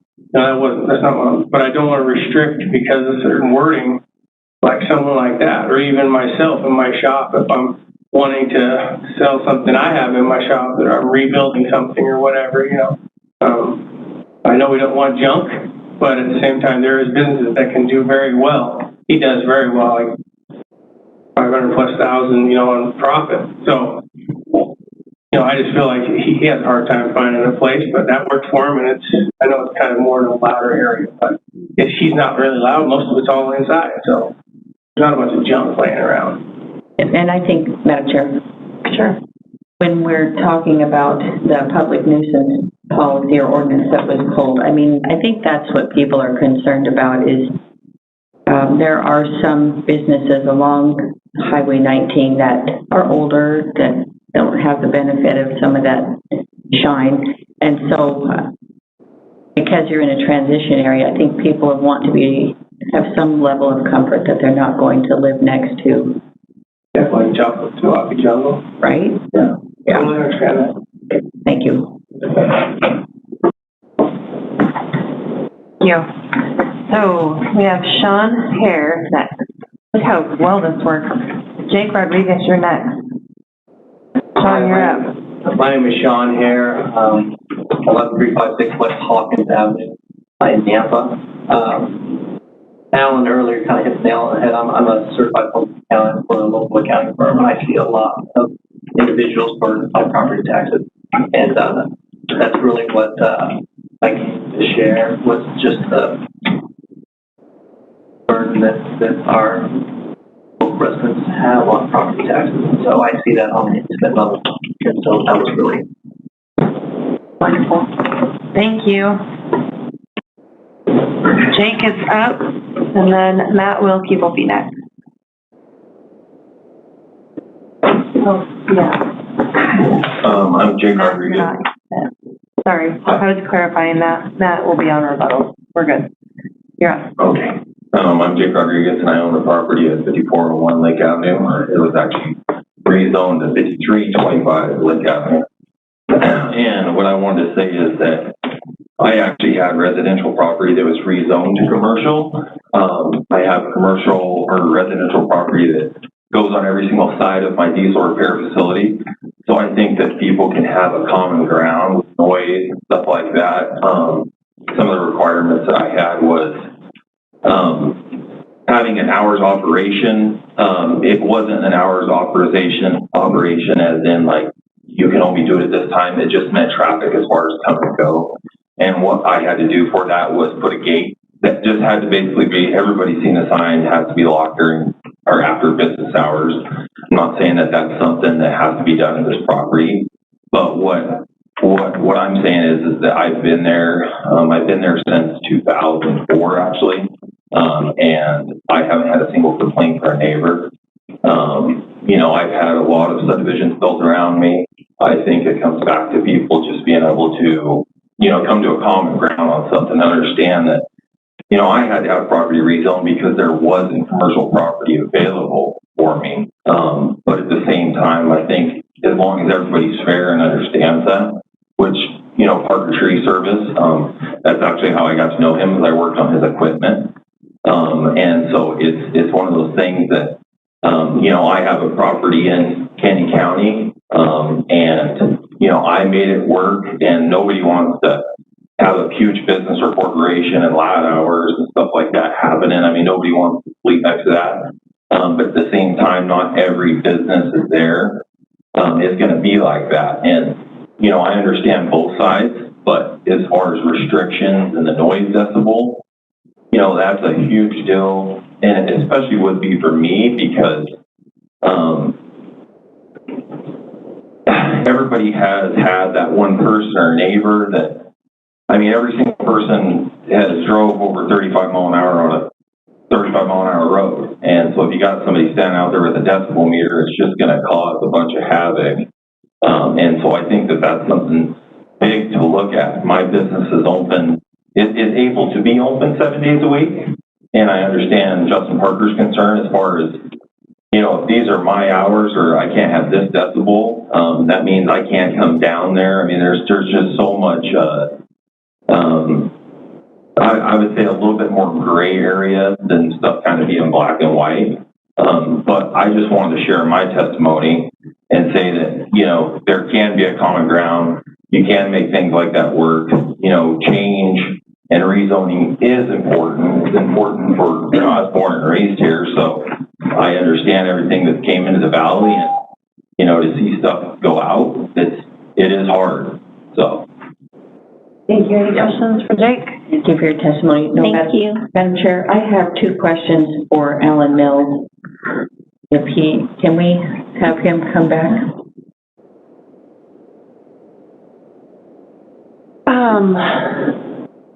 Trish, is that standard from your history? Okay. Prerogative of the board. Come on back, Alan. Up to Alan too, I guess. Alan Mills, and I'm still in box 206. Thank you for coming back up for additional questions. I know you've been involved in a lot of land use things across the valley and structuring deals, and you're involved with Todd Lakey, who does a lot of that. So I'm asking more on a personal level. When you put that deal together for that gravel extraction and the owner-operator agreed to restrict, or maybe he did, I guess I'm asking for a structure on that, if that was a gentleman's agreement, or how that went down to extract in a way that didn't make people upset with that much kind of truck traffic on the road. Can you talk about that? And then can you talk about the decibel level on that? I need to know exactly which gravel extraction, because I will a number of which With one. Randy Woods, which is on right where we're at. Yeah, paving. Yep. And on Lincoln Road. Mm-hmm. And what was the actual issue you wanted to? Well, he runs an operation where he goes Monday through Friday, so he runs 5 days a week. On rare exception, he'll run on a Saturday. But I know he spent a lot of time, and it's a rural area, so not too many neighbors, but he was willing to move a road so that he didn't have headlights coming out in the front window. He was willing to limit his hours of operation, I guess, even though there's a high demand for gravel. He has 60 different trucking companies and maybe 400 trucks a day, but because he has some sensitivity to the neighborhood, it's been successful. So yes, I understand now, and I go back a lot further than that. Go back to all of his operations west of Middleton Road on Lincoln too. And the very first conditional use I did for him, we had a lot of opposition. It came out of the second operation, we had zero. Because he took it upon himself to listen, and then he actually cured some existing problems that he didn't have to. And in the case you're talking about, he did take and mitigate the dangerous curve on Middleton Road and Midland, or Lincoln and Midland. And he was just always sensitive to, what the neighborhood was talking about. So those are things that are intangibles. They're hard to, actually quantify and protect. But to the degree possible, I believe this applicant would do those things that are reasonable and still allow operation. And I appreciate that. Then there was a follow-up to that, 74 hours. Well, at 80 decibels, so I'm trying to figure out that, because if I were to be in my yard trying to conduct a conversation, which we've tried to do, and the seconds were those trucks, I guess I'm curious if you know what the decibel level would be. You can't talk above it. It's that loud, but because the hours of operation and, that step back. Well, I know speed has a lot to do with it, because the freeway, you can take decibels there and it's going to be much higher than a 55 mile an hour or a 45. So speed has a lot to do with it. When we were there on site, we were getting 84 constantly, and it didn't seem to make a lot of difference if it was a large pickup or a small compact. And are you one talking big truck went by and it was very similar. One semi went by, it was similar to the other traffic. So, concerned about limiting to 80 even is going to be exceeded just by traffic in the area. And were you specifically referencing the gravel extraction from Nampa Paving, where you were talking about the traffic volume? Okay. Speed and the diesel will generate more noise generally. Right. And then if they came, what's the access on this, Alan? Is it onto Wheats Road or? Yes, I believe the highway district's going to require it to be on Wheats Road. And so it would make sense to me that they would turn and head north out of that property, correct? And not? Correct. Okay. And so with that, you're about a half mile maybe from the Highway 19. Is that, what's the distance? That's about right. Okay. And it would be 440 feet minimum from the intersection of Lower Pleasant and Wheats to the north on Wheats before they would allow an approach. So using your argument of speed and noise, if you can't get too much speed on that because you're at a major intersection that's heavily traveled. So you would have a half mile to accelerate, and I don't know what the speed is on that road, but you couldn't go roaring through there, I don't think. No, you couldn't get your speed up in time to make the difference before you would hit Gale Manufacturing, which kind of negates any noise there. Mm-hmm. Thank you for your testimony. I appreciate that. Thank you. Okay. Before we move on to opposition, we have one person online that has chosen to speak in favor, Joe Jones. Hi, can you guys hear me? I believe you were unmuted. Hi, can you hear me? Can you state your name and address for the record? Yeah, my name is Joe Jones, 208 East Bower Street, Meridian. I just wanted to give you guys a little bit of background. It sounds like there's a lot of unknowns about the potential occupants that could be moving in. We've been working with Matt Wilkie for almost a year now for a new home.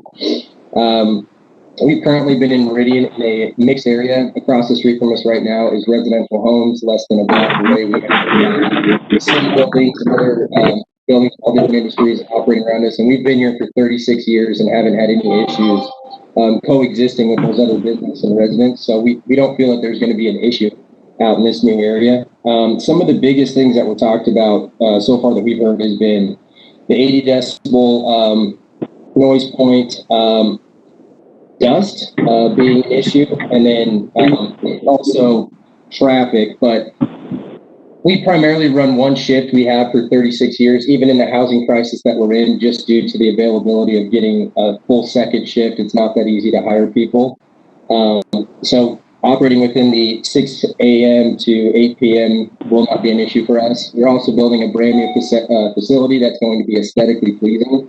And we are also going to be essentially residents in the area, and we want it to look nice. So we are planning on building a very nice facility, which won't be over 25 feet. I know that height requirements was an issue that came up earlier. Everything is fully enclosed, from our dust collection to even our delivery vehicles are pulled inside our facility to be loaded and offloaded. As far as traffic goes, we only receive 2 to 3 deliveries a week from our vendors. Those are also done at about a 2-minute offloading period, and then they continue on. So we will have an extremely low traffic impact.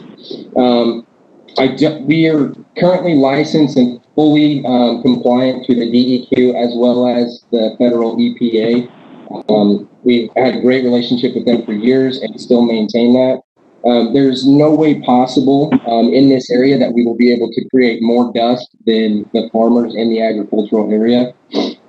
So that should not be an issue. But yeah, other than that, we don't feel like there's going to be a big issue with us moving into this area. We have actually looked at some of the neighbors that would be close to us. I believe the closest resident that was opposed was Carrie and William Wells. They were just around the corner when you guys were looking at the previous map. You guys didn't know who those residents were. They're the closest one, right on the corner of Wheat and Lower Pleasant Ridge Road, I believe.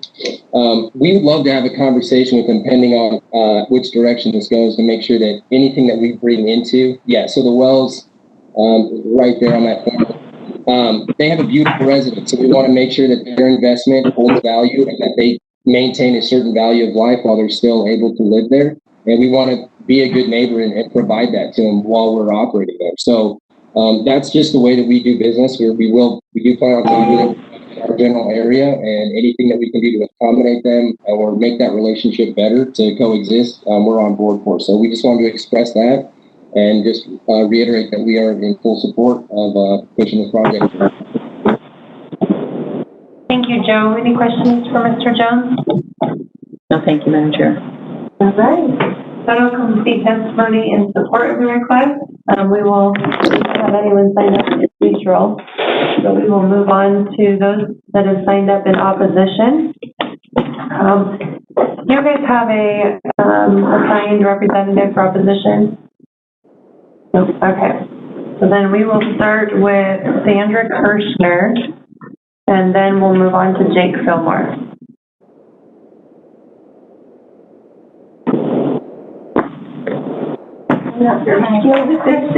You'll be good. Just start with your name and address. Oh, I wrote it all down, if that's okay. My name is Sandra Kirshner. I live on the corner of Upper Pleasant Ridge and Chicken Dinner Road with my husband Donald, who's a 79-year-old Air Force veteran, and our son Daniel, who's engaged to be married soon, and they plan to settle down with us. The Middleton real estate agent involved with this claims for land he wants to make into like an industrial complex. It's not good for farming. I grew up in this community. My husband and I have lived here since 1995. My mother's cousin and her husband owned some of that property. Not only did they have a home there, an attractive yard and a large vegetable garden, they had a farming business. Next door, one of my cousins lived next door. They had a home garden and an orchard. All the area nearby on Lower Pleasant Ridge Road, on Upper Pleasant Ridge Road, on Houston, and up to Homedale Road have homes on them. Homes with nice yards and gardens. There are a lot of fields and pastures, a lot of farm animals. There's even a cemetery. Beautiful lawns and trees, a great school with a very large lawn for children to play on. On the corner of the Pleasant and East, there is a Grange. On Saturdays, there are worship services and Sunday school for children. There are new homes going up in our community. They are all being built in accordance with zoning regulations for agricultural areas. They have very nice landscapes. Like some other places in our community, some owners have or are planning to start businesses that are permitted by zoning regulations for this agricultural area. These businesses have value. All these gardens, fields, and pastures have value too. They help provide food for those living in the community. Food that also is sold in Caldwell, in other towns, in other states, even other countries. I'm hoping the commissioners will consider how valuable all this is when weighing it with the value of having light industry taking over that section of the community, paving a way to replace more and more of this very valuable agriculture community with all sorts of light industries, all sorts of industries that are not even owned or managed by people who live in our community and really care about it. Okay. All I have to say. You did a great job. Thank you. Thank you. Any questions? All right, you're off the hook. So the next person is Jake Fillmore, and then we'll have Kathy Chadwick. I'll try to keep this brief. There's a lot of talk about noise, rightly so. And name and address for the record. Jake Fillmore, 18954 Lower Pleasant Ridge Road, directly west of this property. There's a lot of talk about noise, and rightly so. If something happens in the middle of the night that goes bang, such as a steel beam, and shakes the stuff on the wall, it's well over the decibel limit, but who do you call? Whoever you call will do nothing. I know because I've tried. It's a little comfort to know that all these other businesses are, want to be good neighbors and everything. That's all great and fine, but what about people come in after them and stuff like that? Mr. Wilkie keeps bringing up the money part of this and that this property will generate with being industrial. No one lives in this area cares about the money. Money won't benefit us at all. And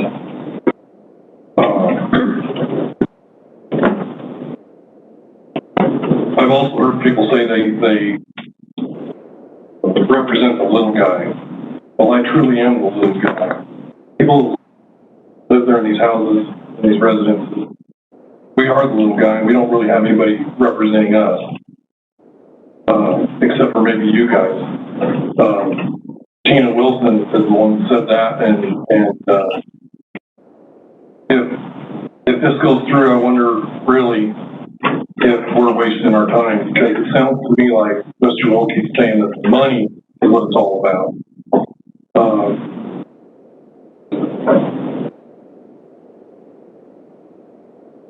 Sorry, I lost my place. If the argument of the farm ground isn't worth as much as the industrial, then maybe we should get rid of all farm ground. That's what's going to be the deciding factor on this. Planning and zoning already made a bad decision letting Gill Steel move in to be able to run for 24 hours. Please don't let someone else come in and make a less desirable decision. I don't think that folks that have been talking about having this go through would appreciate having that move next to them. But I have heard that they think that the property values will go up. And I disagree with that. And I too have been around.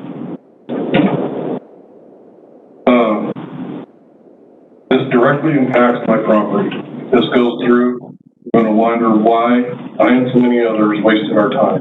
Does the system work anymore? Your decision will impact a lot of people, and I hope you remember this when you make your decision. Thank you. Job on your timing.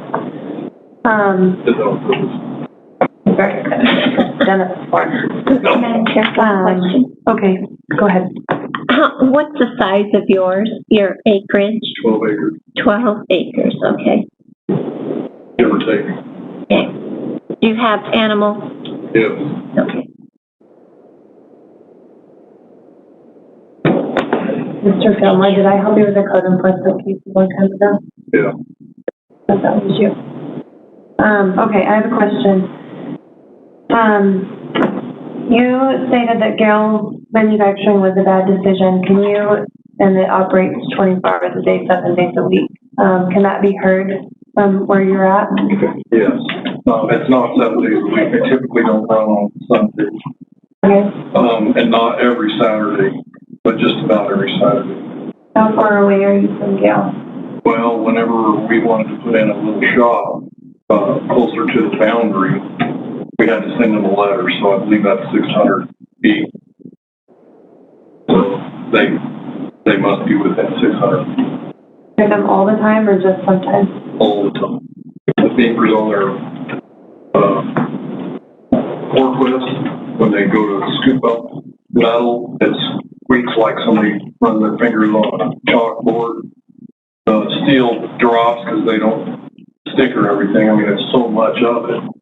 And yes, it's heard all the time. We used to sleep with our windows open.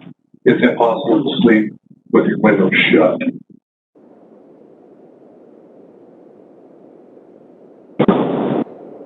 All right.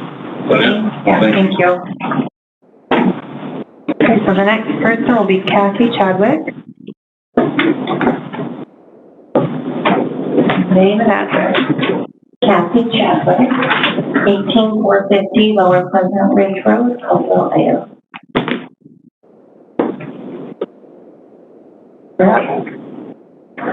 Good morning, or it's not morning, this was Renford, right? Good afternoon, Commissioners. I'm here to discuss the rezoning of 18-42 Lower Pleasant Ridge. First and foremost, I would like to thank you all for the time over the last 8 months that we have been moving forward with it. You've read our letters, you've listened to our voices and allowed us the opportunity to be heard as a community. I'm not up here just representing myself and my family. I'm up here trying to help convey what we have heard from over 100 of my neighbors that have reached out to me via telephone, text, mail, or in person at my front door, expressing their concerns and frustrations. And unfortunately for them and for you guys, many of them are unable to be here because they couldn't make it to the daytime meeting. I did reach out to Mr. Lister about possibly getting that changed to the evening, but because it's a long meeting, we couldn't. As a community, we've had many concerns for the rezoning. A lot of them you guys have already heard, the noise, all of that. We experience so much noise from Gale Manufacturing. It is crazy, the amount of noise. We are getting new windows simply because in my family homestead that I live in, we have the old windows and we can't sleep. Our kids will literally, my 9-year-old will wake up at night like, because the noise is just out of the blue and crashing. And I understand that Parker Tree Service doesn't plan to run all night long. I understand that the cabinet company doesn't plan to run all night long. It's the fact that there's all these other businesses that can be coming in, and we don't know what that looks like. We don't know what that noise will be. We don't know what the lights will be. We have no clue what's coming next. And it's not just those two businesses, it's all the businesses Mr. BOCC is talking about coming in. I'm going to read really fast. Another concern we have is increased traffic on our rural roads that are not made to support this. In our rural community, our kids are bused every day to and from school. We don't have sidewalks. The bus starts coming at 6:45 in the morning, and the last drop-off from the high school is around 4:45 at night. We don't have bus stops, so every kid is picked up at their house. Just from Wheat to the Wells' home, it stops 4 times in about 50 feet. So you think about the extra traffic, it gets backed up with the tractors going. I see it all the time, people getting impatient on our farmers and going around a blind corner, going up a blind hill, almost causing an accident. There's just so much that goes into this. And no, people don't go just directly down to Highway 19. We see it all the time. Kathy, excuse me, I'm with you, and I give my time to her, because she's pretty much everything that covers. Okay.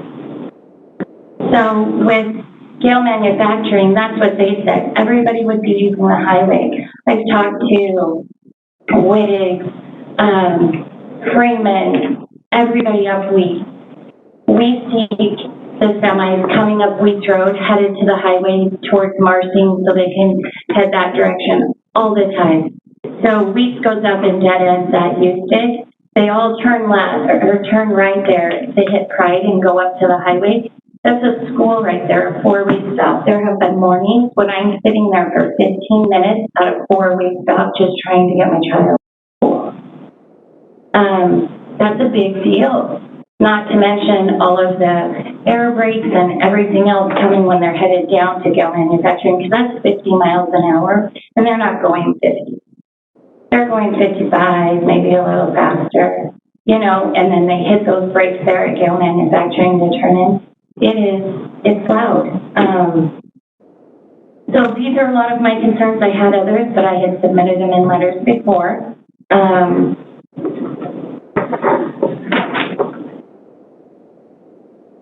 You guys addressed the setback, so I appreciate that because that made us very nervous when my parents just built their home out Wheats and Lower Pleasant. My family homestead stood there and burned to the ground, and my parents built in that spot. And their setbacks had to be 70 and 60. And so when we were hearing the setbacks were not going to be that far, all we could envision when Wheats Road was, well, sorry, Mom, there goes your pretty new lawn. You know what I mean? So thank you for addressing setbacks. What I can express to you today, as we as a community that live right there, 150 of us have spoken, is we just ask you as our voices, as our commissioners, put yourselves in our shoes. I ask you to briefly shut your eyes, envision your home, being on your back porch, enjoying a family barbecue, maybe visiting with your family you're having over, maybe working in your garden, possibly riding your horses or playing with your kids or grandkids. Envision this as your home is right now. Now, I ask you to envision this with an industrial park across the street from you with no noise restrictions. Mind you, the noise restrictions that are being proposed are actually being objected by Mr. Wilkie from only 8 to 6 p.m. Was what you were picturing during those quiet hours, or was it during the day? Was it even early evening? Can you understand how this will change all of our lives as a community? Would you be in favor of this if this was next door to your home, your sanctuary? I ask those that we have elected to be our voices to hear our pleas and our outcry. Thank you. Any questions? Appreciate your testimony. Yeah, I have a question. Did you hear the list of items to be removed as considered uses in the zone? I did understand that. I did hear the list to be removed. If those were removed, would you still be opposed? Can you say them out loud and look towards my mom because she reads lists, and so I just want her to at least hear the part that I'm a part of. These are opposed for that site. If the following uses were not allowed in the zone, would you still be opposed? Batch plants, fertilizer processing facility, food processing facility, impound yard, kennel, mineral extraction, mini storage and RV storage, mobile or manufactured home sales, mortuaries, cremation and funeral homes, rehabilitation of manufactured and mobile homes, rendering plants, banks, hotels, motels, restaurants, sale of salvage goods, slaughterhouse, transit or trucking terminal and or service facility, vehicle fueling station with convenience store, and vehicle sales lot. So if those items were removed, would you still be opposed? Would you like my answer? I would still be opposed, and one of the reasons I would still be opposed is because of the traffic issue that we already have. Also, Wheaton Moore Pleasant, that road is very narrow there. The hole in front of my parents' house at that corner gets hit yearly by trucks. They finally just had to put in a huge power pole there because it literally twice has broken to where it almost was completely broken in half. And so they finally just put in a big, huge one. Well, it just got hit too. If you drive by, you can always see where the new marks are on the pole because those corners just are not made for that. Even on the site, they had a white stake sticking out, plastic, to mark the corner. I noticed when I was picking up tumbleweeds on Sunday that that's even ran over and down now because those corners are so tight. And the extra traffic very much concerns me. I understand those businesses wouldn't be in there, and I appreciate that so much.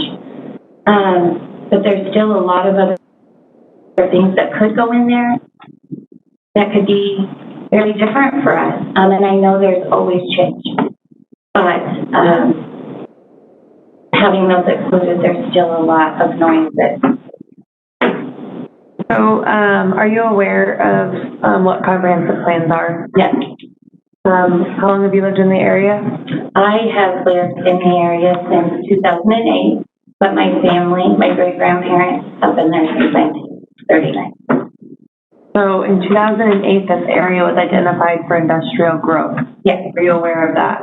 I was aware of that when my grandpa was at Linville Manufacturing. Yes, I moved into the area, but what I can tell you is the reason I moved into the area is because my grandpa built my home with his 2 hands. And that is my family heritage. That my great-grandpa lived at the corner of Wheaton or Pleasant and rode horseback for the Pony Express. This isn't just a piece of land to me. This isn't, oh, my land value will go up and I will move. This is who we are, and this is who Wittets are, and this is who I know Hungate was married into it, but that's who Cooks are. This is who we are. This is our heritage. Like, this is where we came from. It's my children plan on living here. I'm going to get in trouble, but that's what I'm trying to say is it's just not just a piece of land to us. And yes, I am aware of that, but at the very first meeting, I believe it was Williamson, said, yes, that is the future use plan, but just because it's a projected plan, he said, doesn't mean that has to be reality and what comes of it. And that's true. Did you know about any of the comprehensive plan meetings? No. On changes to those updates? No, I did not know anything about those. This is all new. Thank you. Sorry. Okay. I wish I would have. Okay. The next person, any other additional questions? Madam Chair. Yes, I do have a question. Can we take a small recess? We've been going for 2 hours and 10 minutes.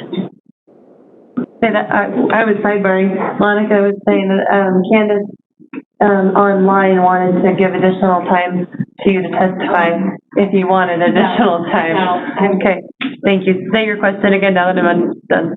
My question is for recess. We've been going 2 hours and 10 minutes, and I would like a small break. Okay. If we're all done with your testimony, we'll just take a 5-minute break and then come right back.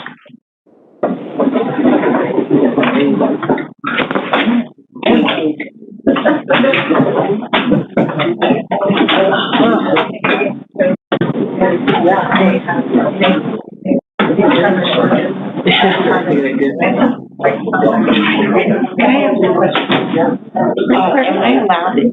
a question after this is all done? No. Because, no? Can I just say? I didn't know. Can she ask you? Can or tell Matt, since you're before you tell Matt, and Matt will be the button. Oh, there you go, that's perfect. She really likes to do oh, I knew what's going on. I just was worried about, the noise thing.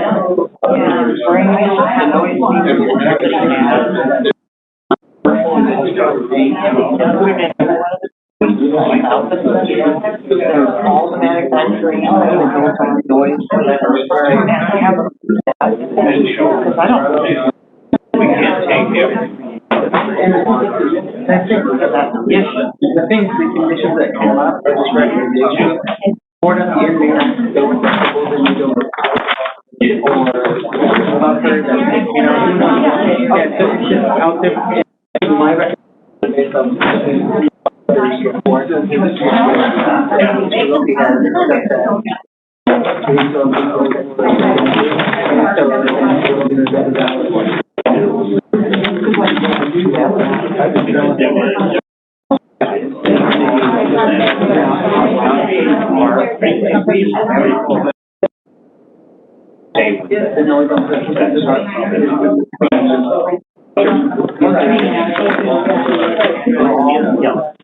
know, so I mean,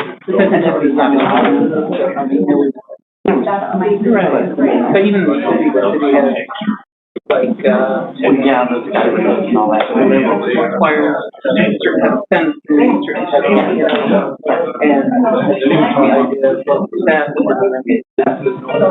finding like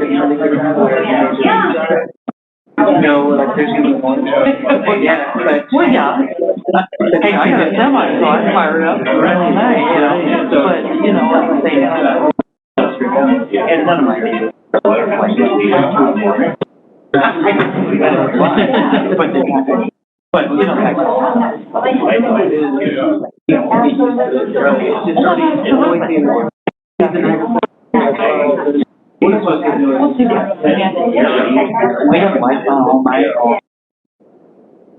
And all the other stuff. Our neighbors.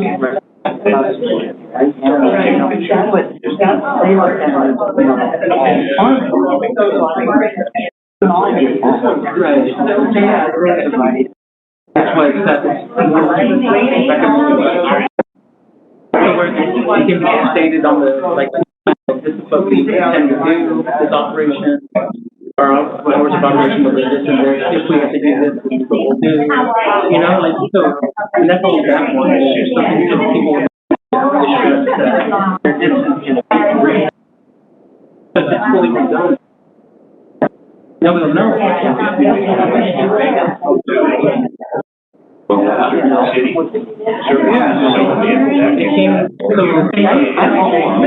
When they were in California, not now, but now I can't live in California. Because they one truck. Oh, I know.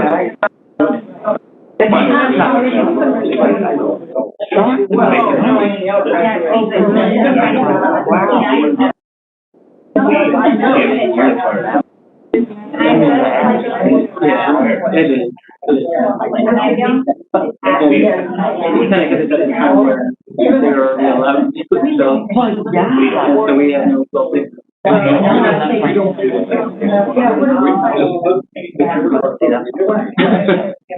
right. You're absolutely. Uh-oh.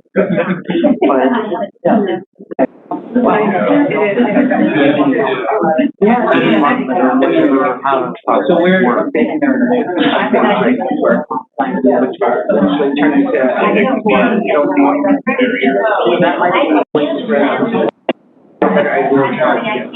regular one. Because see, I can't go to mine. I don't know what to do. So it's, I don't know anything. How do I tell you? One person? You're not going to let them fly. I give up.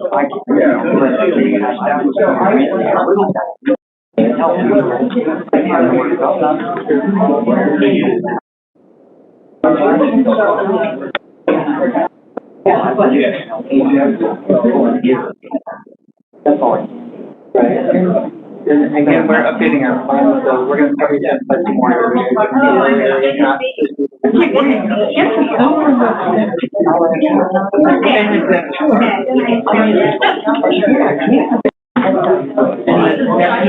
People undervalue they have a site that they really shouldn't, they really want that, because that's how their business. And I have to go to my neighbor's property. But they would like that.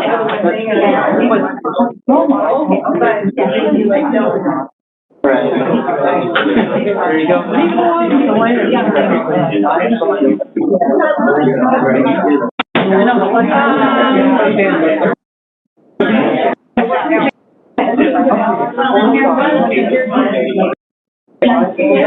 We're gonna start back in just a second, guys. Sorry, there.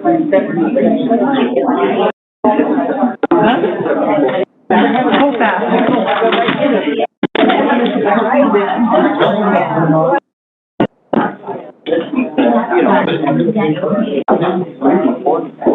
And it's just.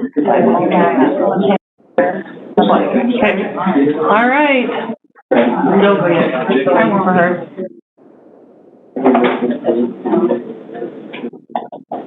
When we come back, I only have two more people, which is Marnie, Fillmore, and then Vivian. Are you Vivian? Yes. Bergen? You did. Yeah, I was just getting clarified. Okay.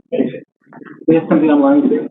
We do have someone online. She also wanted to give hers away, but we didn't use it, so we'll come back to her as well. Candace. And then for process, since we have a second, then we'll go back to rebuttal for Matt. And then it'll be deliberation, and then a decision, theoretically. Theoretically. Possibly.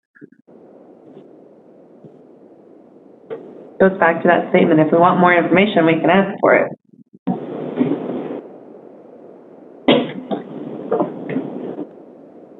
How did everyone love the time change? No comment. Oh, yeah. It's a week, right? Yeah. Feel like you can move on. Me too. Yeah. I want this one all the time. Yeah. I told them all to clap for you when you came in. I didn't. I promise. Okay. All right, we are back on the record from a short break. We are going to continue with testimony and opposition. At this time, I would call on Marnie Fillmore.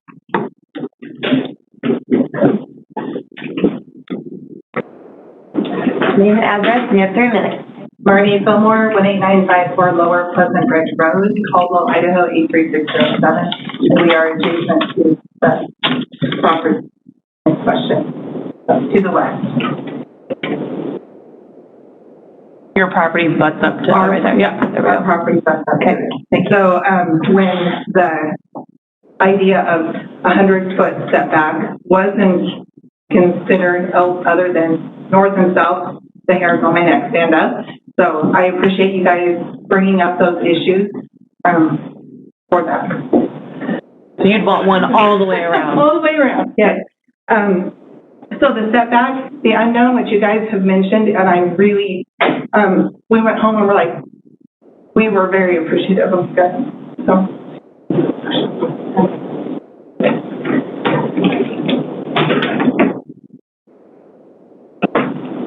Concerns majorly the agreement of once the rezone is done, that everything goes away.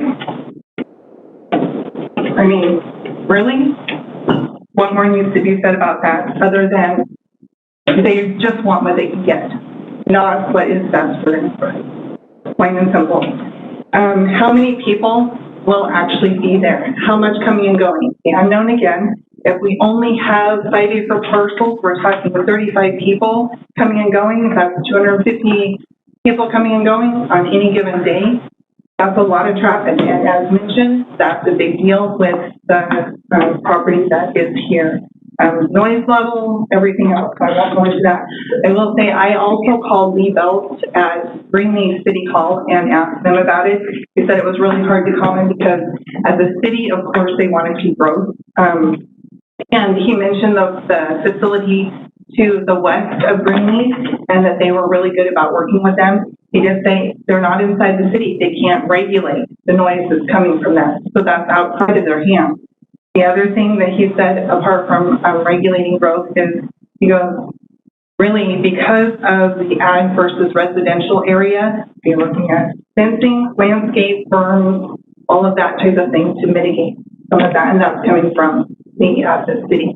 I was just curious on their take of it because I hadn't actually heard anything, so I called and asked them about that after the last meeting. And I do have a point of clarification, and that is, because we had denials, I believe we were wondering, even if this does pass, we still have some voice in what gets agreed upon for the proposal, like the regulations and things that might be, shall use the word imposed on the property. Does the community still get? So there was a denial of the Planning and Zoning Commission, so if we change the decision and approve it, there would be a second hearing. And are they recommending a second hearing no matter what? I think Zach says, yeah, it just has to be continued to update the FCOs and notice the decision, I believe. Madam Chair. And microphone. Oh, thank you. Usually I speak in it when I don't need to, remember?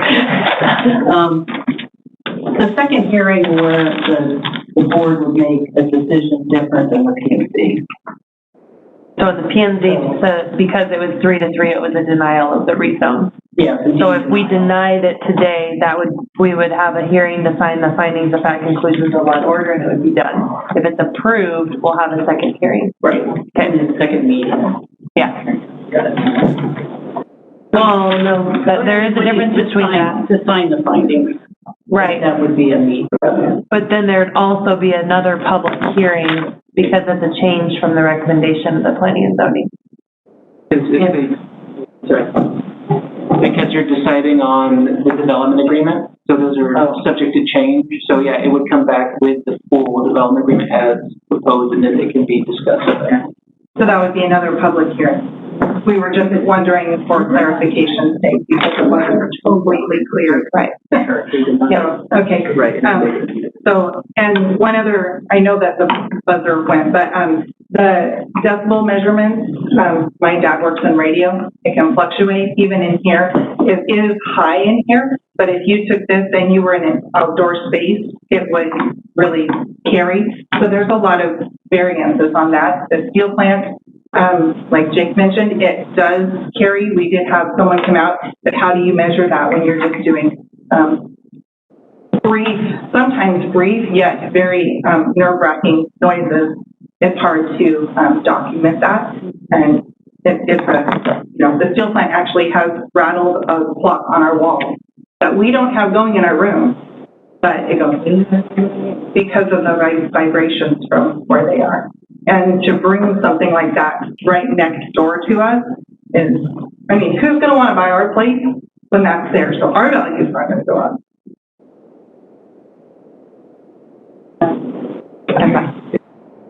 Yeah, theoretically, they actually will go up because then your property will be valuable for industrial, but I'm just saying, yeah. Well, but for everything that we have put into it. Yeah. And, you have water tables on our property, like where we've dug for putting in, some things, like we have a zip line for the blocks for that and the pole. We're digging 2 feet down, we've got water pouring everywhere. If we've got that, what kind of issues are going to be on this piece of property right next door to that? Because all of the flood water or the storm water is coming down to that spot. And when we were looking into that with the water commissioner, he said, yeah, you guys are primed for that high water table that's there. And that's something, they'll deal with it later, but it is something to consider. Okay.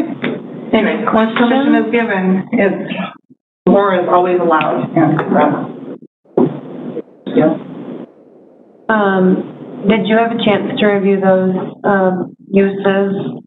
Would you have any greater comfort level if those uses were removed from the M1 zone for this? It would be nice. I can't say that my comfort level would be good because I still don't know everything that's coming in. If there aren't parameters put on what's allowed to come in, it doesn't really ease my feelings about it. I would be grateful for it, thankful for it, but if you don't have setbacks at a certain point, operations at a certain point, so just to say yes, I would be okay with it, without having that set in place, I can't say yes to that. I mean, I don't want to see the farm ground disappear. I don't want to see industry there, so, but that being said, without parameters, no, because it's where we live. Okay, any other questions? Okay, thank you for your testimony. Thank you, Marnie. And online, we had Candace. And since your time was not used, do you have any non-repetitive testimony that you would like to give? And if you do, and if you would, nope, okay. Go ahead, sorry. Can you hear me now? Yes. Okay. The only thing I can add is my name is Candace. Yeah, and then I will have to have you be sworn in by Monica, and then I'll have you give your name and address for the record after she swears you in, Candace. Okay.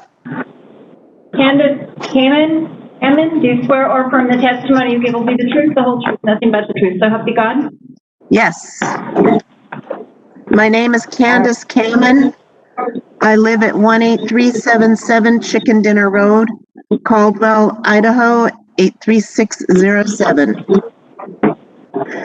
And my only comment is about the taxes, that if that's such a valid idea of changing the zoning for tax purposes, then eventually we are going to run out of agriculture land because everybody's going to want the tax base from manufacturing.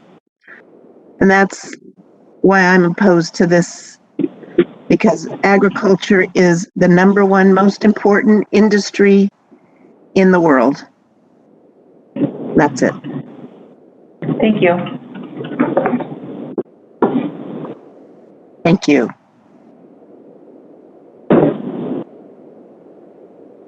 Okay, I'm taking notes, sorry. All right, any questions? Okay. So that completes testimony, and we will move into rebuttal testimony. Mr. Wilkie, you will have 5 minutes of rebuttal testimony. And the name and address again for the record. Okay.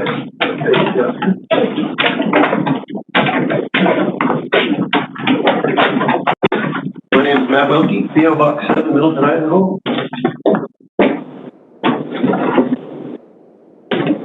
Okay, I'd like to start with, we'd like to rebut some of these things, with concerns of a lot of neighbors with noises and concerns with the steel plant. We do not want to be like a steel plant. We do not want to have use like that in there. We address that with our uses. Marty Fillmore stated that, she did not want us, or a steel plant right next to her property boundary, and we do not intend to do that. So, also if her property was to rezone M1 or the property to the north, I'd like to state for the record on our development agreement, the page 2, section 4 under term. It was written in as north or west. We'd like to change that to north and west. So if any of the properties adjacent rezone M1 industrial to the north and west, the DA would go away. So that should help with the neighbors' concerns. Fillmore's concern of the development agreement going land. And if her property was rezoned industrial. Yeah, I'm not sure what exhibit that would be. And it also has that on exhibit 2 as a letter, so I'm just trying to figure out where. Exhibit 5 is full development agreement. Thank you. And then to clarify for the record, there's a development agreement proposed by the Wilkies, and there's also a development agreement proposed by staff. And then there's, if we want to change any of the conditions, there'll be another one. Would be a revised with that. Yeah. Okay. Okay, we're starting the clock again. Okay, I'd like to speak. I've been a farmer since I was 9 years old with my family. A few years ago, I was farming 1,800 acres personally. The noise and dust created on this site from farming is far exceeds what we intend to do.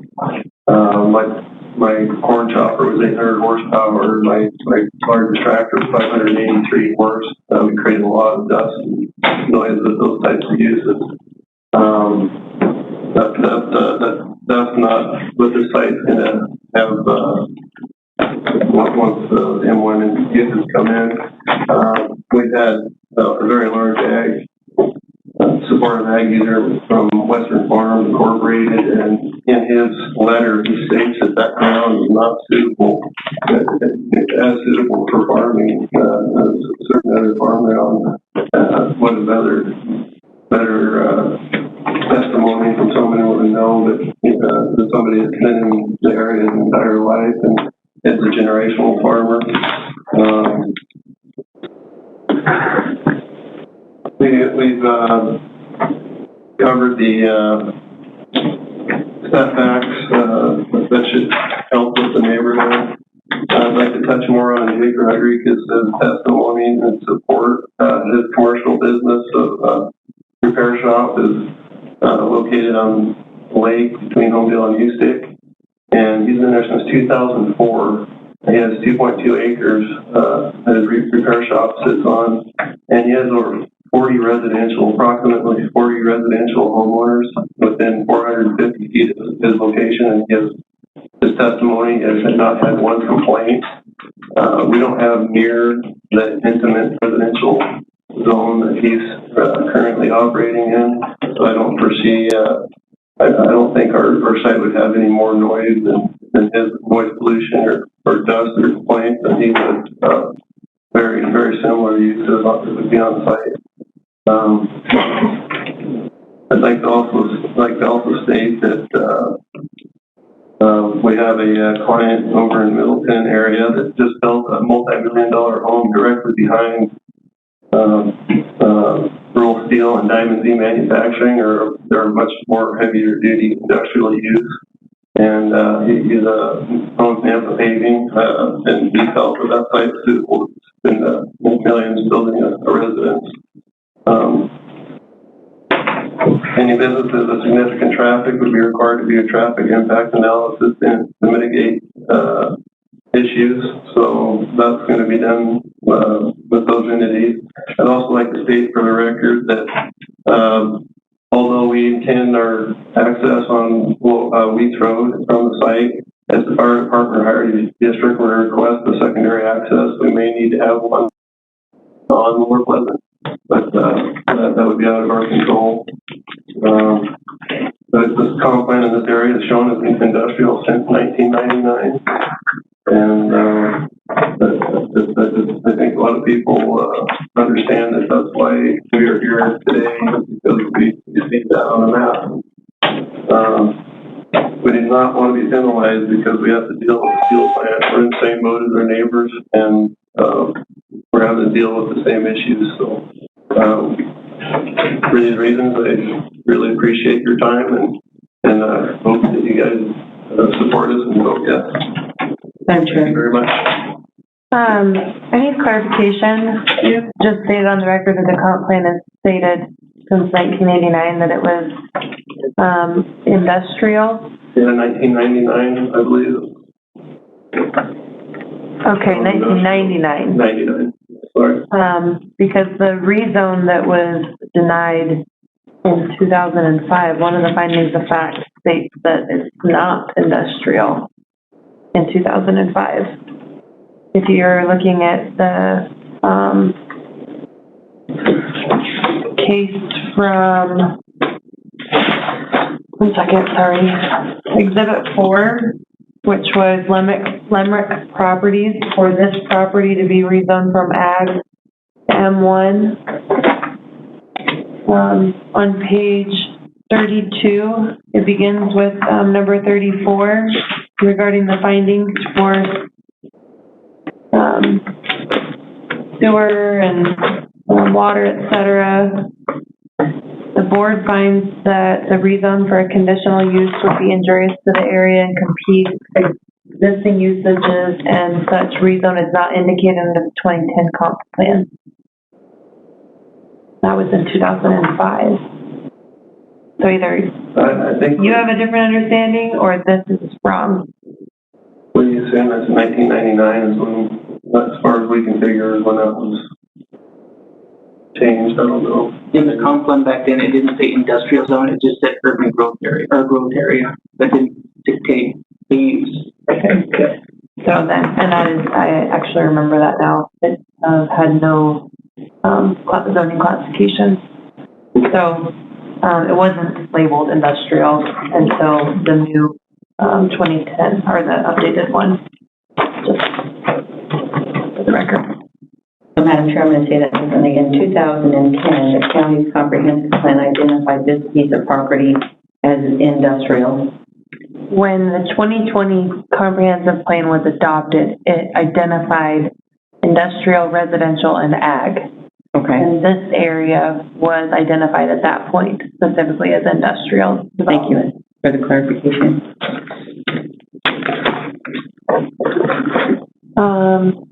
And then you did not have a rebuttal regarding the proposed uses and the elimination of some?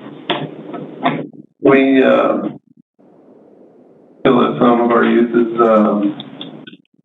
I think some of those could actually work on site, like RV storage with our landscaping and stuff, but we understand commission's concerns and like to work with commission. And, well, you know, and some of these uses aren't allowed, like the banks and they need city services like sewer and water. That might be more something, that'd be something for green, the city to handle in the future. It's not really a use that we're looking at doing, like funeral homes and mortuaries and things like that would require sewer. Stop slaughterhouse, they wouldn't want to do that. The clients are fine with those uses and those. Other than like, the RV storage, we feel with the landscape buffer, that kind of thing. And Chadwick's testimony, she's going to have an RV and want to move around the country. She may in the future want to store an RV on her own site. So, or similar neighbors. But we understand the commission's concerns. Are fine with those uses being put on the development agreement, being limited. And what about, I understand from your testimony that you were supportive of the 70-foot setbacks. My request for the 100-foot setback is on the labels of, for example, Roundup. You're not able to spray within 100 feet of a structure or where people are habitating. And so we keep, for example, the irrigation districts are not able to use normal spray capabilities any longer because of the encroachment that is allowed in those areas because of labeling. The 70-foot setback was our idea to prevent weeds from being generated on site that actually very deep, create an extra zone for more weed control being necessary. That's why we wanted to stay to 70. I'm surprised that Roundup can't be used because you can buy it at Walmart and spray it on your sidewalk. That's an issue. I guess with your commercial user, it's different. Because the liability is very different for public users and commercial. So We'd like to stay within 70, I believe, as far as the setbacks, at 70 is where we'd like to stay. But there needs to be more negotiation or talk about that. Maybe we just need more understanding of why we need to go to 100 versus 70 so we can control over clients. Purely so that the agricultural operations that are in the area can continue to exist without being impacted by your development?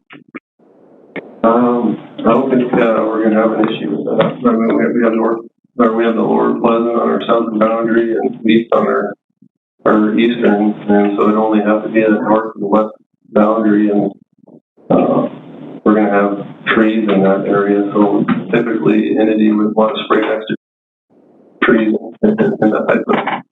If we had a landscape buffer, you would want to spray Roundup around your trees. Not just Roundup, though. I just was using that as an example, by the way. Madam Chair.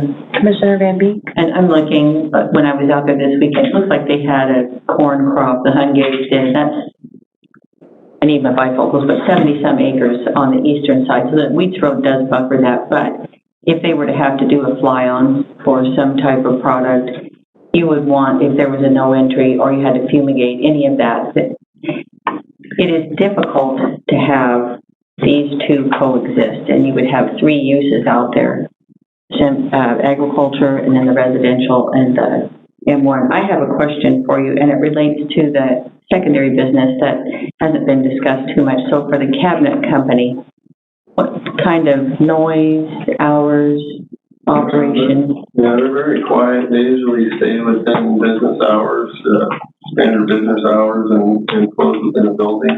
So that would fit well within our development agreement. Okay, thank you for that. Questions?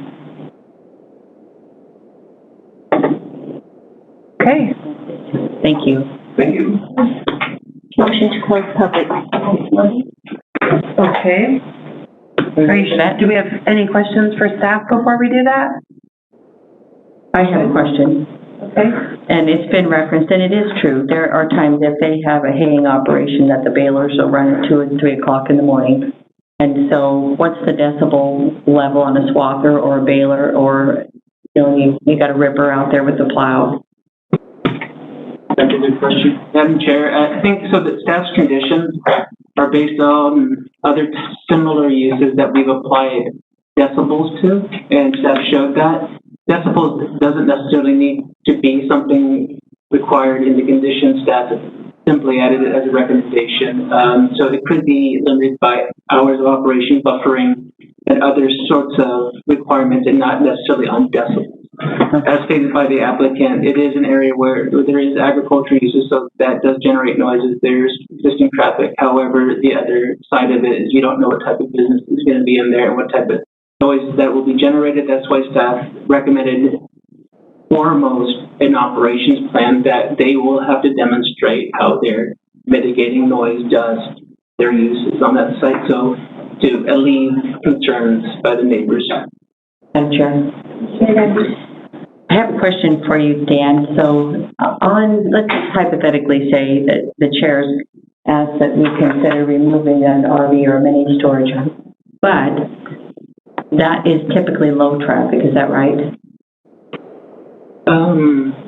Yeah, okay. Actually, yeah. And if you had that use in there and say that bordered the north and the west and the south property on that, potentially Nampa put in a mini storage facility on the corner, and they had a fence with a landscape plan on that.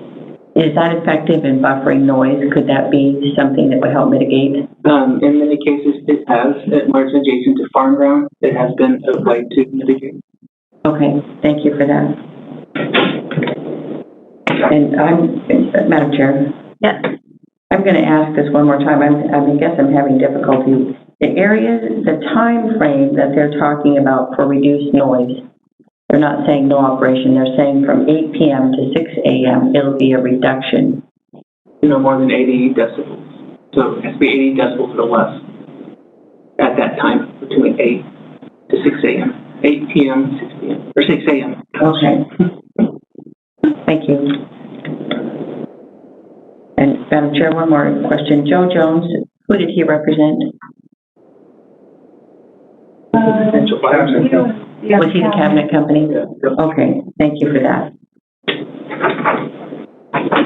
One thing, and maybe staff, I don't know if this is a statement or a question, I'm gonna work through it, but,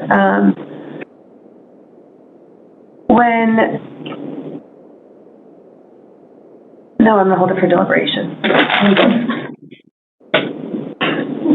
There is a motion to close public testimony. Would anyone like to second that? Second. There's a motion and a second to close public testimony. All those in favor say aye. Aye. Aye. Any opposed? Motion passes. So, I think before we start deliberations, I do think for the record, we need to have a motion to accept all of the late exhibits that were presented. Madam Chair. Commissioner Van Beek? We've had a number of late exhibits submitted by staff for the board's consideration, and I move that we accept those into the record as presented. Second. Dan, can you clarify which late exhibits you entered? Yeah, we start at exhibit 5 all the way to 35. Okay, perfect. Okay, that's my motion. All right. There is a motion and a second to accept exhibits 5 through 35 into the record for our consideration, which includes those letters of support and in opposition to the request. All those in favor say aye. Aye. Any opposed? And I did just want to, just in case, it does sound like you did a site visit that we should disclose, that I think you should disclose. I did take a drive date with my husband on Sunday, and that was the area, he works out in that area, so we did drive by that property, yes, that's true. Okay. So at this time, I would just open it up for deliberations on this request. Thank you. Madam Chair? Yes. First, I want to say thank you to everybody for taking the time to be here, to making the effort to come back, and thank you very, very much. These hearings are very difficult.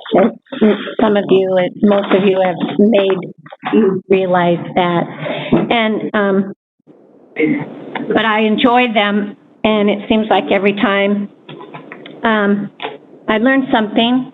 I am still just shocked that 175,000 yards of gravel was needed for something on a house going in on a floodplain.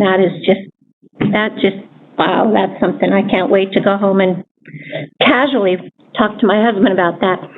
But did you know? I'm an advocate, and I always advocate for personal property rights.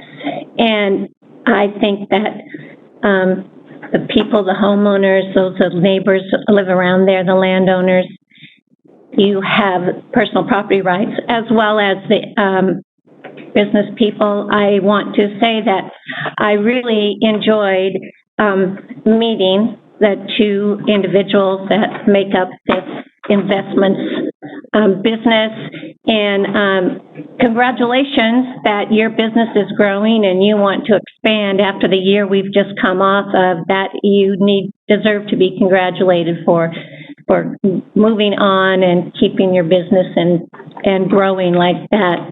And I really want to say thank you to the applicants and Mr. Wilkie and then all of the landowners too, for the courteous and respectful way that you conducted this meeting and you participated in this meeting and the information that was presented. You were very, very respectful of time, and you worked with each other, and thank you very, very much for that.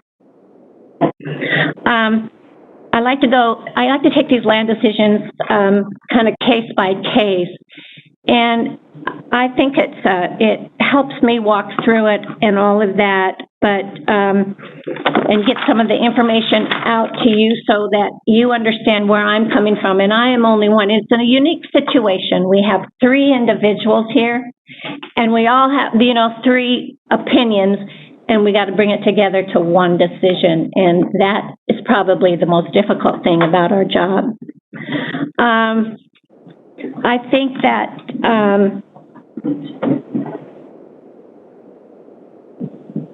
I'm going to make sure that I say this right.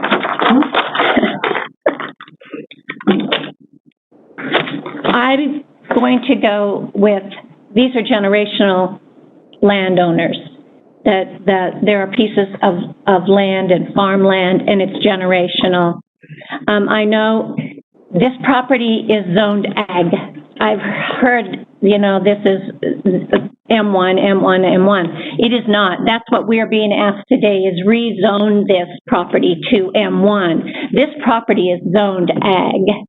And right now there's it's a mint field, if I understood everybody right.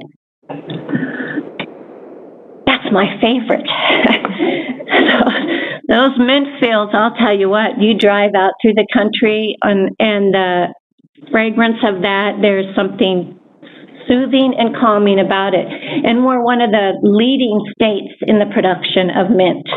I think that's amazing. So, although I appreciated, and yes, the property tax, everybody this year, we've all been working on it. Unfortunately, we are dependent upon Boise for a lot of it, and that doesn't work so well.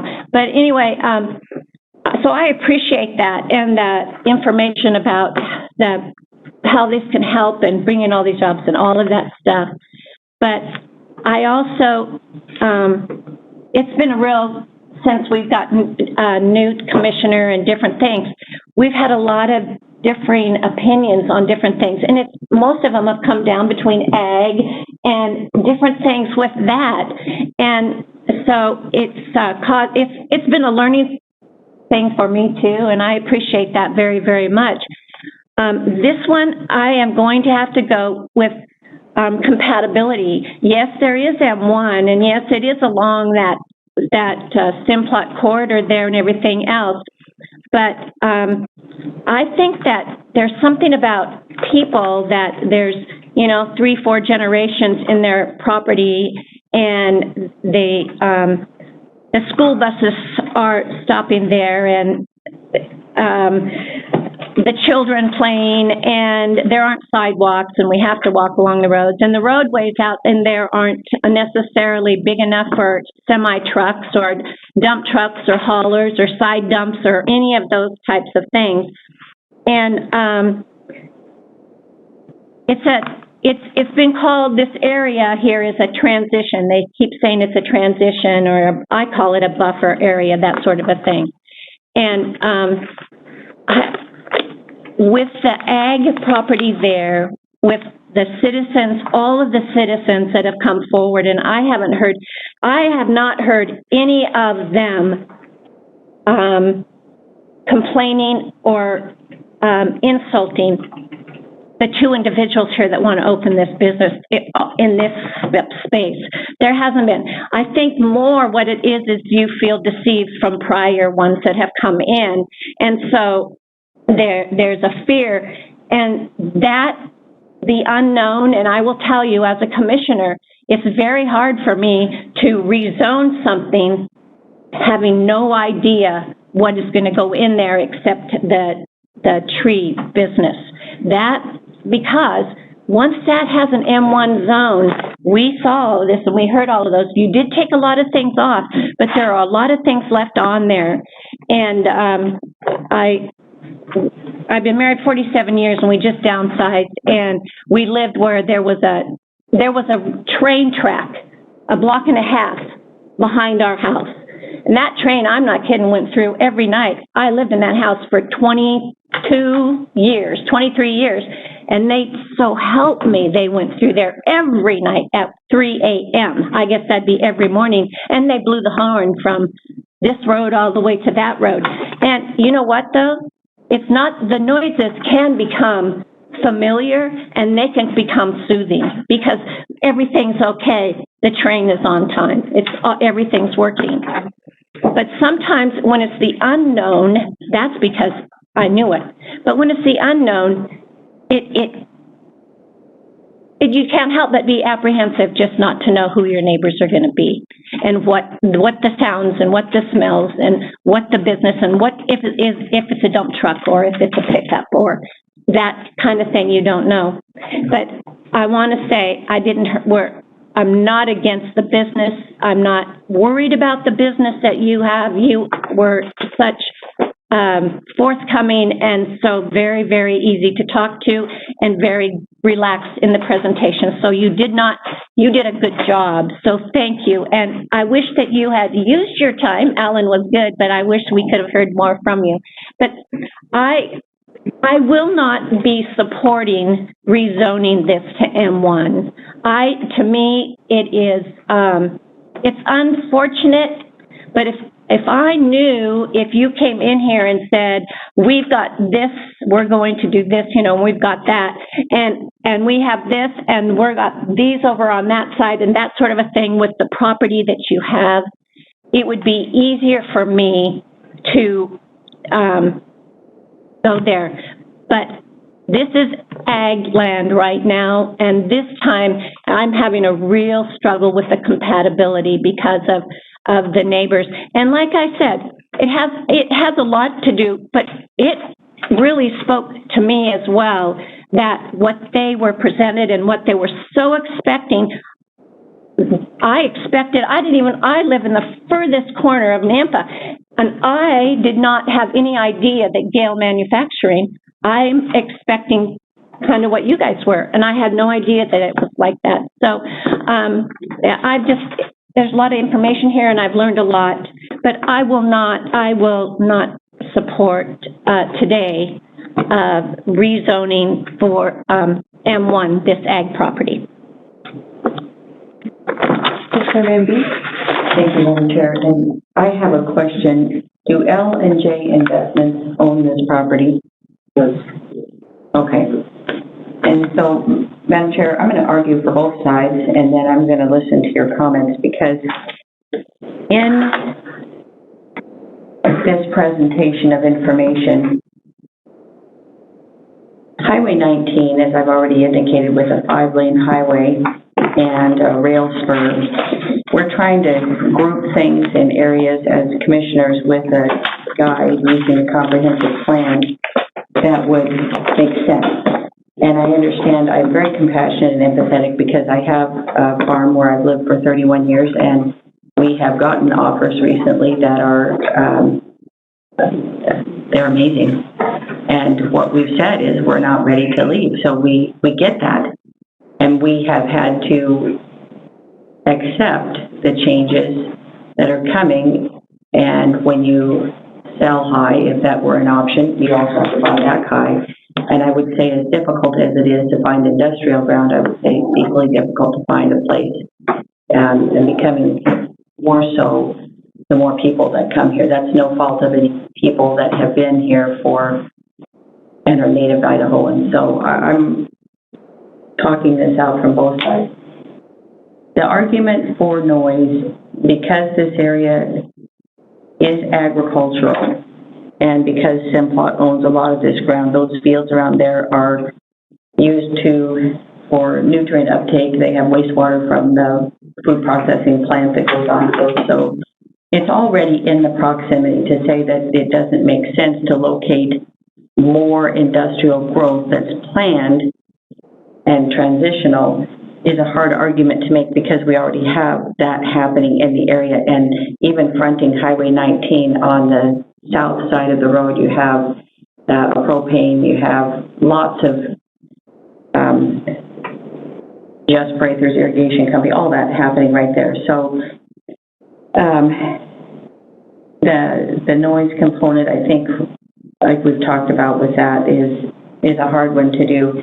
What I would like to potentially throw out there is they've talked about setbacks of 100 feet. That was thrown out by the chair, which would help mitigate and support continued farming in that area, which is viable, and that's why Simplot farms that ground. I would also like to look and see in that transitional zone, because we have landowners that bought this based on a comprehensive plan that's set out by the county. And so, to me, that would feel like a switch if I had purchased something and I was not able to develop that property that way. I would also propose that there, even though that it's not looked at as palatable by the applicant, but hours of operation, if you're going to locate in an area and it's going to coexist in R1 or M1 and residential R2, that's a tough match. So you'd have to put limitations on the hours and the days of operation, because that's neighborly. That would be something that you would have to do. So 100-foot setbacks, limitation on the number of days and the hours of operation. And then looking at that land use matrix, there are a lot of things. I like the Parker Tree Service because it could be looked at as an extension of agriculture and supporting local businesses. They are local people and been in business for a long time. But that food processing facility that we talked about, that Sirocco facility that was also touched on by Tina Wilson, I'm interested in what the chair or Commissioner White thinks about that. And then, again, if you planned something in there that helped buffer the sound either of Gale manufacturing and was landscaped in a way to meet the City of Greenleaf's ordinance, I know that the City of Nampa debated heavily over that, and it was their choice was either low-income housing or to put in a storage facility. So it actually turned out quite nice. It looks very nice on that corner, and that seems to be, again, low traffic. It was confirmed by our staff with, Dan said, concrete buffers well. And so if you had something like that, you would have potential privacy, potential landscaping, and a potential noise and buffer from that. So I think if that, in fairness to both sides, all I'm saying is a way to meet in the middle that causes people to appreciate sometimes things they're afraid of that turn out to be okay. I didn't know what that would look like. It's 260 acres that's being mined, and their plan is they bought everything back by the river. It is a little bit disheartening because it's beautiful ground. I didn't get a chance to buy it, and they just went ahead with their plans. But he is a good neighbor, and he'll take care of it. And I hear that sentiment from Mr. Wilkie. There's a desire to be good neighbors as that area develops. So empathy for both sides. Thank you. So the thing for me that I will say to my neighbors is that I understand, I ran on a platform to protect agriculture, and that was a big piece of who I am. I support ag, and I also come from an economic development world, and I understand the value of it. Specifically, one thing that is really key for Canyon County's ongoing agricultural success is supporting agricultural-related businesses. The M1 zone supports 33 different agriculture-related uses in that zone. And for example, agricultural research facility. Agriculture itself is allowed in the M1 zone. Animal cremation services, animal facilities, arenas that are commercial, auction establishments, commercial and private off-street parking for vehicles. That's very important in the ag industry. Contractor shops to repair ag equipment, equipment rentals. Incredibly important for hobby farms to have those places to go and rent equipment. Ethanol plants, farm implement sales and service, fertilizer processing facilities, food processing facilities. Agriculture is nothing without food processing. Landscaping businesses. light manufacturing, including assembly, testing, and packaging facilities. We are sending our agricultural commodities outside of Canyon County for processing because we do not have areas designated for these facilities. Nurseries, rendering plants, I don't like them. I don't want them in this area. But that's still, it's a part of agriculture. Sale of hay, grain, seed, and related items. Sale of heavy building materials and machinery. For example, our tractors, that's heavy machinery. You can't sell that in an agricultural zone. Slaughterhouses, again, it's not appropriate for this area, but I want you to know that you can apply for a conditional use permit for a slaughterhouse in the ag zone. Transit and trucking terminals, again, agriculture is nothing without those terminals taking our food and taking them out. Warehousing, wholesaling, and distribution, again, it is part of the backbone of agriculture. Water infiltration, winery, distillery, breweries, those are all allowed in an M1 zone. A zoo, if you could consider a zoo for me, that'd be cool. Be a great neighbor. You can apply for a conditional use permit. So my point is, if you were coming today with a straight rezone, I would deny it, hands down. This is an area that is agriculture. We can barely say it's transitioning because of its proximity to Simplot Boulevard. So I think that if you guys you ladies, fellow commissioners, are supportive in treating it as a transition and limiting those uses so that we can support agriculture through growth and finding Tricia, our director, has a page on the website talking about growing together, and I had said that on my campaign, not really putting the two and two together, but there's a lot of truth to just that saying, whether it's in growing in agriculture or growing in a community, and finding that balance.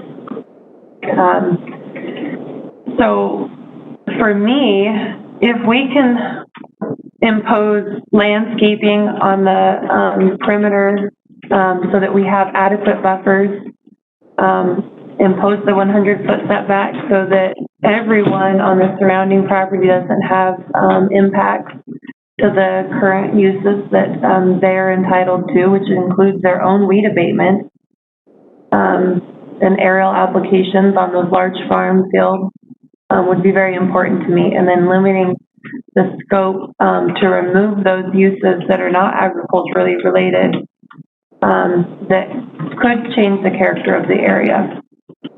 That's where I'm at. Madam Chair. Commissioner Van Beek? And I would add, part of what I wanted to suggest, I appreciate Mr. Wilkie's recommendation that the development agreement be rendered null and void in the event, but should these people choose to stay in this area, the mitigation still needs to happen. It will still be a transition area. It will still need to have that gentle transition where they can coexist. So I would not be in favor of that. And then I did want to say too, it is difficult. The board narrowly approved that batch plant on Midland, but it was with the condition of putting in that berm, which cost them over $1 million in landscaping, and there was quite a bit of mitigation that went into that with certain restrictions. So what you're saying is consistent with what the board has done previously to try and help that. So I think that, in fairness to both, I like the way that you said that in that attempt to grow together, to look at what would support agriculture in that area that would soften the impacts of growth. Nobody is going to get everything, and they shouldn't. We have to compromise, and so So I'm in favor of looking at that land use matrix. There are a couple of things in there that I would, I guess, not mind looking at, on your opinion, like the Zeroko facility is a very well contained, it's a food processing facility. That Simplot facility is a food processing facility. They pay very competitive wages, and they, I guess I'm not sure. I would have to go back and ask again what it was taking that out, but it would be consistent with what's there, and there evidently is a demand for those who are going to Gem County, but I would want to, like you've stated, exclude slaughterhouse, exclude a rendering plant, and I'm just going to say it, that rendering plant that was next to a residence which belonged to my grandparents, the blood and the body fluids would leak across their property line off that rail spur, and they've lived with that smell under the foundation. It does not belong in that area, and so I think the board needs the opportunity to look at and discuss really what is the best fit with the applicant, and there's a lot to consider on the table, especially given the question that you've asked consistently, what would this look like for those in opposition? Is there a way to have that be, consistent, something they could accept? Prosecuting attorney, deputy attorney Wesley has returned. Is procedurally, I wanted to clarify for the record, Planning and Zoning Commission was 3-3, so it was a denial. So if the board chose to deny the case, we would request findings, issue denial. This case it would be done and not heard again without a new application, correct? Correct. Okay, so then if we decided to approve this case, and then I'm going to come back to this, but if we approve it, we have findings, conclusions of law, and conditions of approval that we all agree on. And we come back and we approve those. Is a whole nother hearing required because of the change from the Planning and Zoning Commission? Yes. So no matter what, if we approve it, there's another public hearing for public testimony. Right.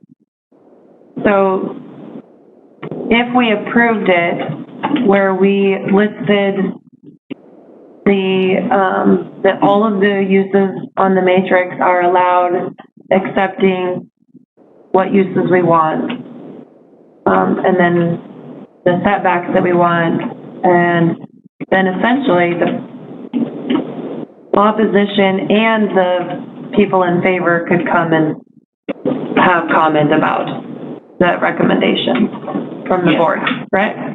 Yes, that's correct. Although it's important the way we frame it. It is another. You hear him on the record. Sorry. Oh, don't have a microphone. Yeah. Sorry, Zach. Sorry. Yep. There you go. So that's correct. And it's important the way we frame it is that the board needs to have a full motion and reach a conclusion today or to this hearing that you're having now to close it. And then we have a second hearing. But everything should be resolved and tied up today. We can't just have a second hearing to look at the development agreement conditions. Although that's not saying the board couldn't change its mind or alter those conditions in the second hearing. Right. But the sole purpose of that hearing has to be for a full public hearing and not just for one part of it. Yep. Thank you. Any questions of Zach on that process? So, Madam Chair, Zach, what you're saying then is that we would need to work through the land use matrix and the conditions that the board wanted to see, so that when we come back for the second hearing, that would be already worked out. Is that what you're saying? Right. That should be encapsulated in your motion today, your conclusion today. You should have, if you're ready to make a conclusion, you're done with your deliberation, you should have all those things tied up in your motion. Yes. You're done. Okay. Zach, did you want to add something? Yeah, this is the thing. We have, microphone. We have a lot of information, direction from the board. We want to continue and put that all in motion, or staff can bring back in short order a revised development agreement. That would be helpful to make a motion. Just wanted to put that offer out there, considering the time. Yeah. So, Madam Chair, then would we just go through and articulate again what the board has expressed? Yes, we could do that. And Madam Chair, maybe it would be easier to have Trish read back what she's understood so that we have a correct understanding of what she heard. I think part of what Trish was asking is to be able to review the minutes and the audio and make sure that, oh, you have it? Good. You rock star. Read my handwriting, yeah. Let's hear it. So, and I'm going to work off of Exhibit D of Exhibit 1. This was the staff conditions of approval. Also compared them to the applicant's conditions of approval. So, the first condition, both the applicant and the county staff agree with. That's just our standard, comply with all applicable. Okay. And Madam Chair, I'm sorry, Trish, I'm trying to get where you're at. There's a lot of paper. Page 6, is it? Yeah. Exhibit 16? No, page 16, Exhibit 1. Is it the final, the addendum? Nope. On the top. And I apologize. I have the first hearing. Yeah. I was current at the top. I start with Exhibit 5 is where mine starts. I'm sorry. Thank you, Dan. So then there's a list in condition 2 of prohibited uses. The staff was similar except for the sale of sandwiches, as we talked about, but we also heard we didn't want mini storage RVs. Sure. Are you still opposed to that? Sale. Okay. Mortuaries, crematoriums, manufactured home rehabilitation, rendering plant, banks, offices, etc. Slaughterhouse, vehicle fueling with a shop, and vehicle sales lots. We would add those to the list. The prohibited use. Vehicle fueling, yeah. Yeah, vehicle fueling and shop, vehicle sales lots. You got the impound yard and the kennel? It's already on the list in the staff list. Kennel?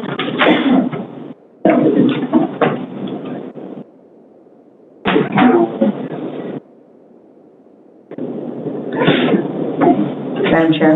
Commissioner Van Beek? What is your thought on the food processing facility? Super torn on that one. I know that, we need areas for that. If there was a way to craft it so that it was indoor with, what is this one? Food processing facility? The other option,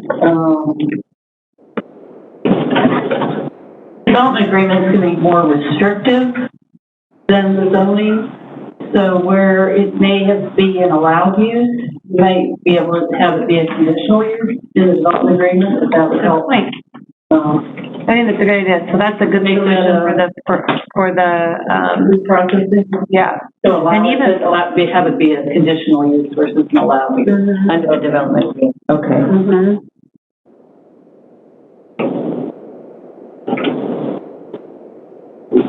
Okay. Madam Chair. Commissioner Van Beek. You had mentioned an ethanol plant. An ethanol plant is pretty serious. Right. I'd say no. So I didn't see that on your list of strike-throughs.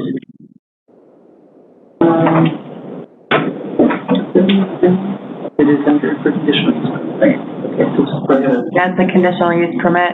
I'd probably prohibit it. Yes, and I would support that. You still want bulk storage? And I wanted to leave what you had. Oh, bulk storage was not included on the prohibited list. That requires a conditional use permit. I'd be okay with removing that one. Two of them on there. Yeah, and allowed use for bulk storage as an accessory use, but bulk storage for wholesale distribution is a conditional use permit. So you'd like to remove those? Yes. Okay. Just because of proximity, especially to the Fillmores. Remember that I'm going to ask to impose a 100-foot setback. I understand, but you still have a flammable liquid. Okay. Stored underground with potential for groundwater contamination.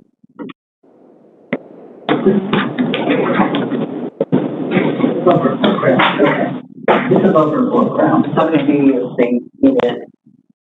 A lot of propane or something further. And there's already a propane shop there close, so.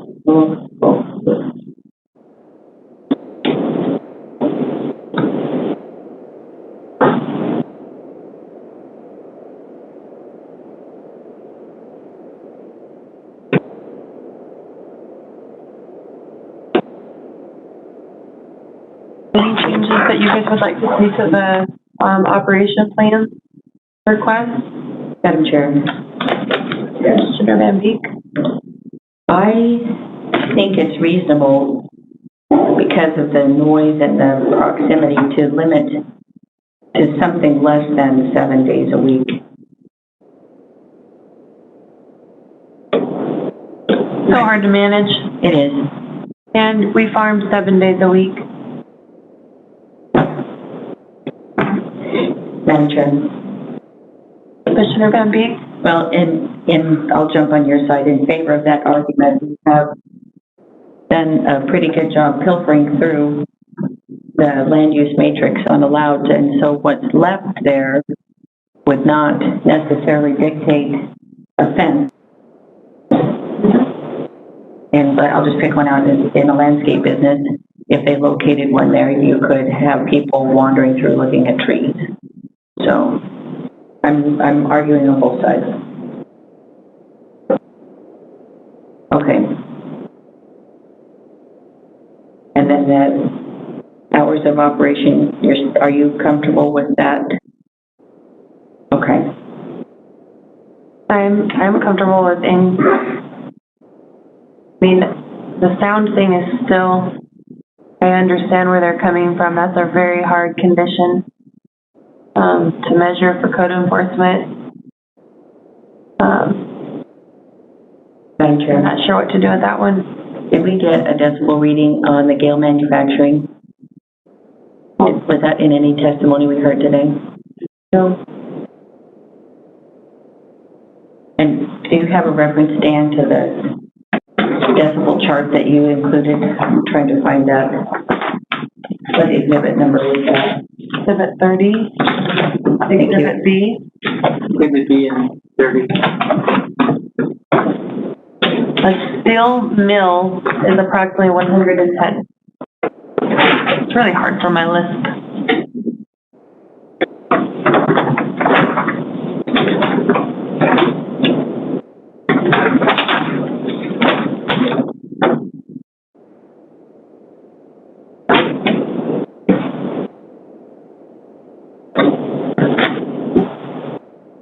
So we are trying to decide at what level of decibel they can operate. Is that the question that's before us? Now, the part that I have a hard time with is, we're charged with looking at changing the character of the area. The character of the area already got changed with noise because of gum manufacturing. I don't want to make it worse. Right.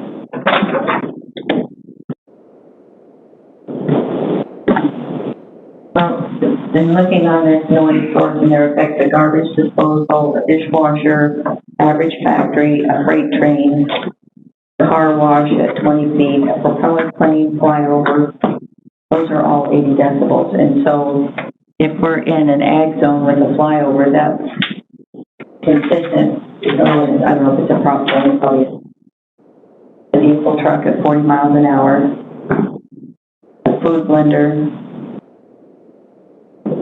So we had it at 65, is that what we had it at? And the applicant's saying 80 over a weighted time measurement? So they were requesting a change to 80.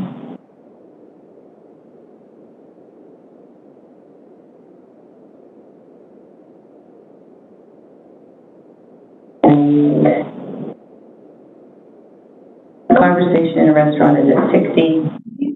I think it's important to note, though, that this sound is sound that would be allowed in the middle of the night. And so would you want a food blender running when you're sleeping? Right? Well, that's a function of distance, and I'm just here to talk it out, Madam Chair. I know, that's what I'm doing with you. Yeah. And I think it depends. On some of this, it says some people find it annoyingly loud at 70 decibels. And I have deliberately turned on a dishwasher at night because I like the sound. So I don't know. It's to each his own. Can I say something real quick? No, I'm sorry.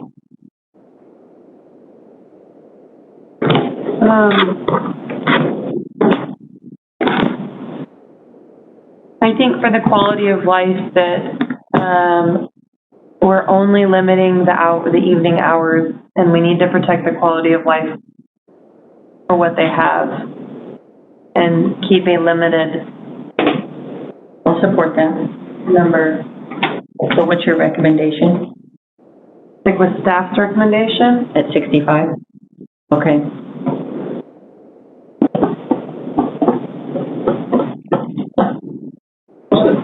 After 7? Yeah. Okay. So that's conversation level. That's what we're doing now. Okay.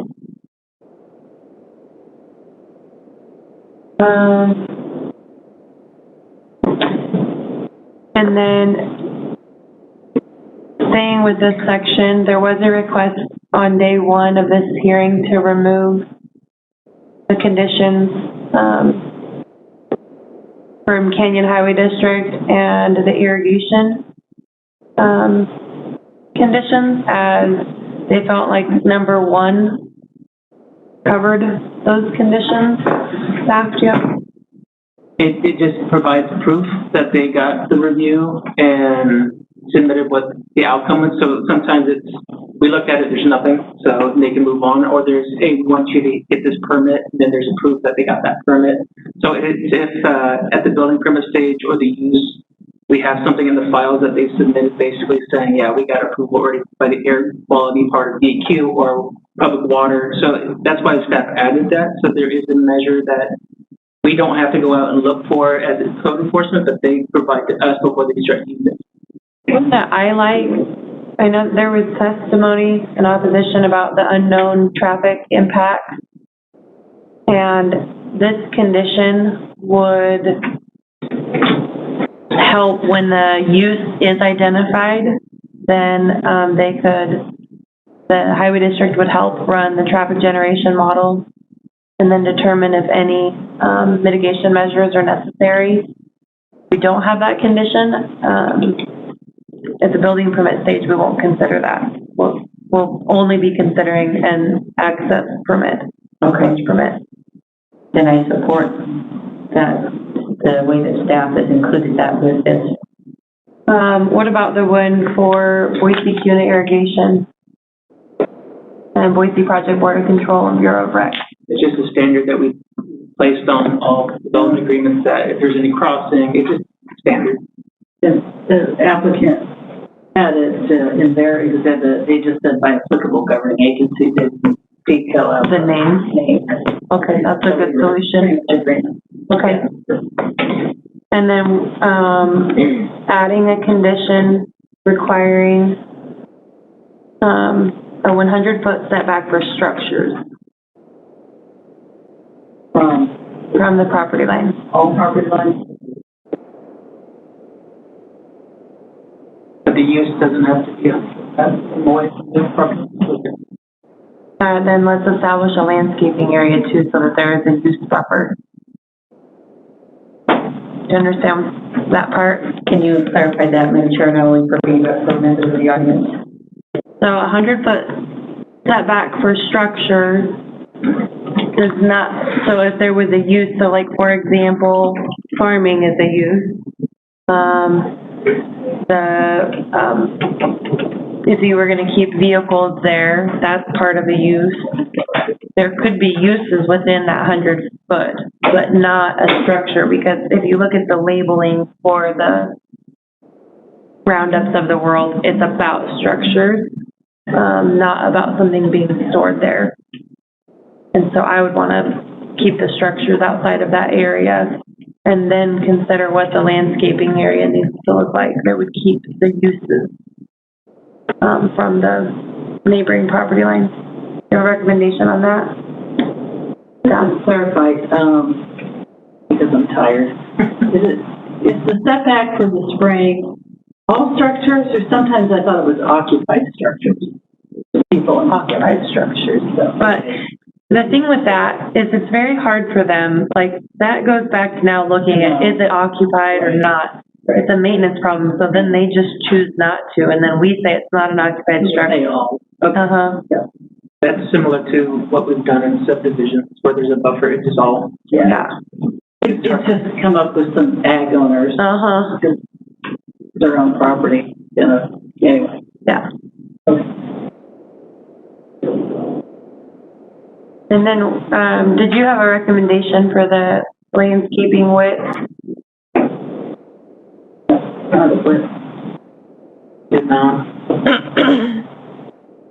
You'd ask for ask for a landscaping plan to be submitted.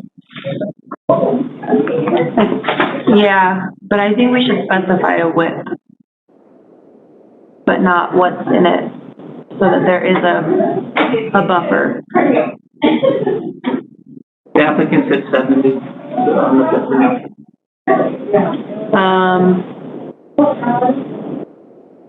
A lot of landscaping. Are we requiring landscaping on all four sides? Don't have to. I think the most important is west, north, and south. Yeah, we're doing it the full perimeter for landscape. Not on east, though, on the west side. Oh, I meant all, but okay. Yeah, but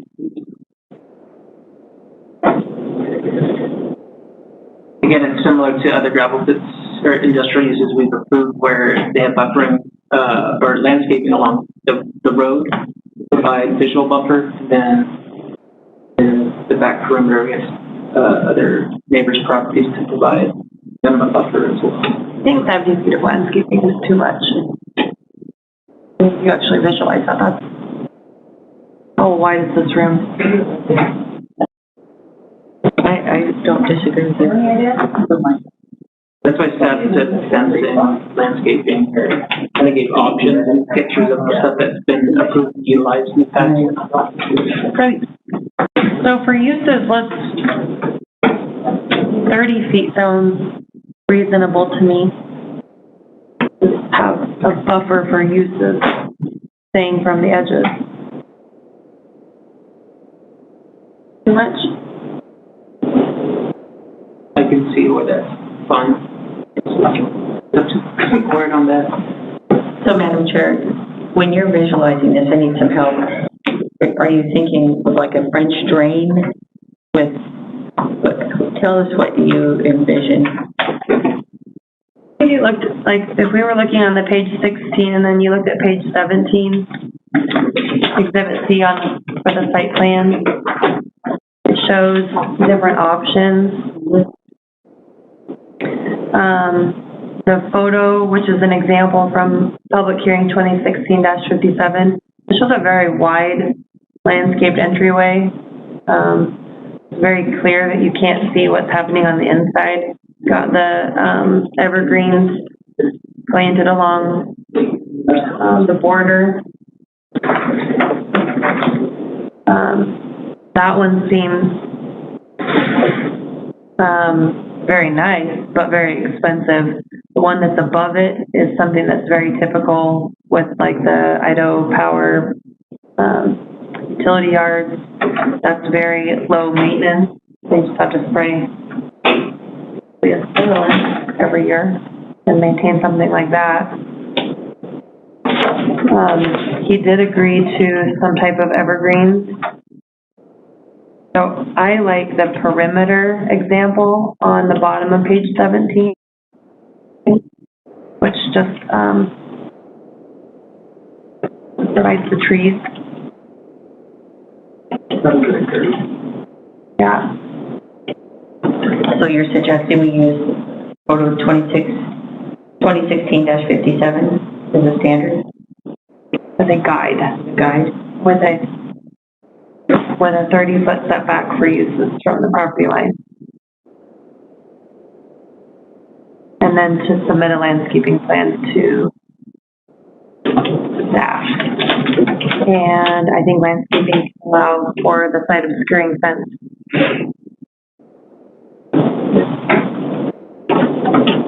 Okay. And those evergreens would also hide some of that raw product from Gale Manufacturing.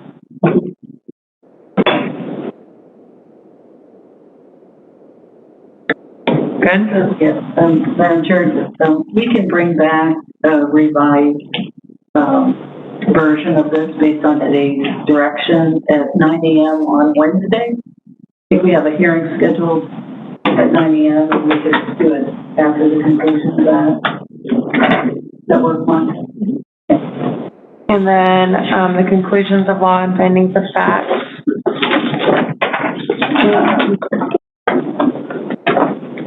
Those will be updated. Yeah. As you said it before. Yep.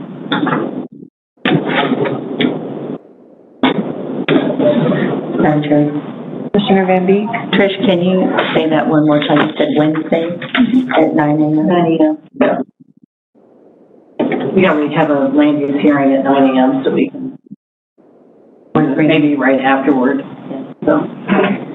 So we would need a motion to, approve the conditional rezone. There's already a motion on the floor, isn't there? No. We would need one to approve or deny. If it's approval, it would need to, well, either one, we will need modifications to the conclusions of law and findings of fact. And if it's an approval, the modifications to the development agreement to be continued at that date. Is that correct? So we only need four modifications to the development agreement, is that what you said? And the findings of fact and conclusions of law as stated at the opening of the meeting. Okay. Madam Chair. Commissioner Van Beek? I move that we approve the conditional rezone with the modifications that the board has stipulated in this deliberation period and the findings of, with modifications also the findings of fact and conclusions of law in order to be reviewed by the board on Wednesday morning at 9 a.m. on March 17th.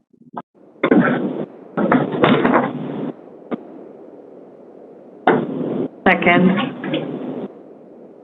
There is a motion and a second on the table. Any further deliberation or discussion? All those in favor say aye. Aye. Any opposed? Aye. Thank you. So the motion passes and we will, bring the revised FCO's findings of fact, conclusions of law and order and the development agreement as stated on the record.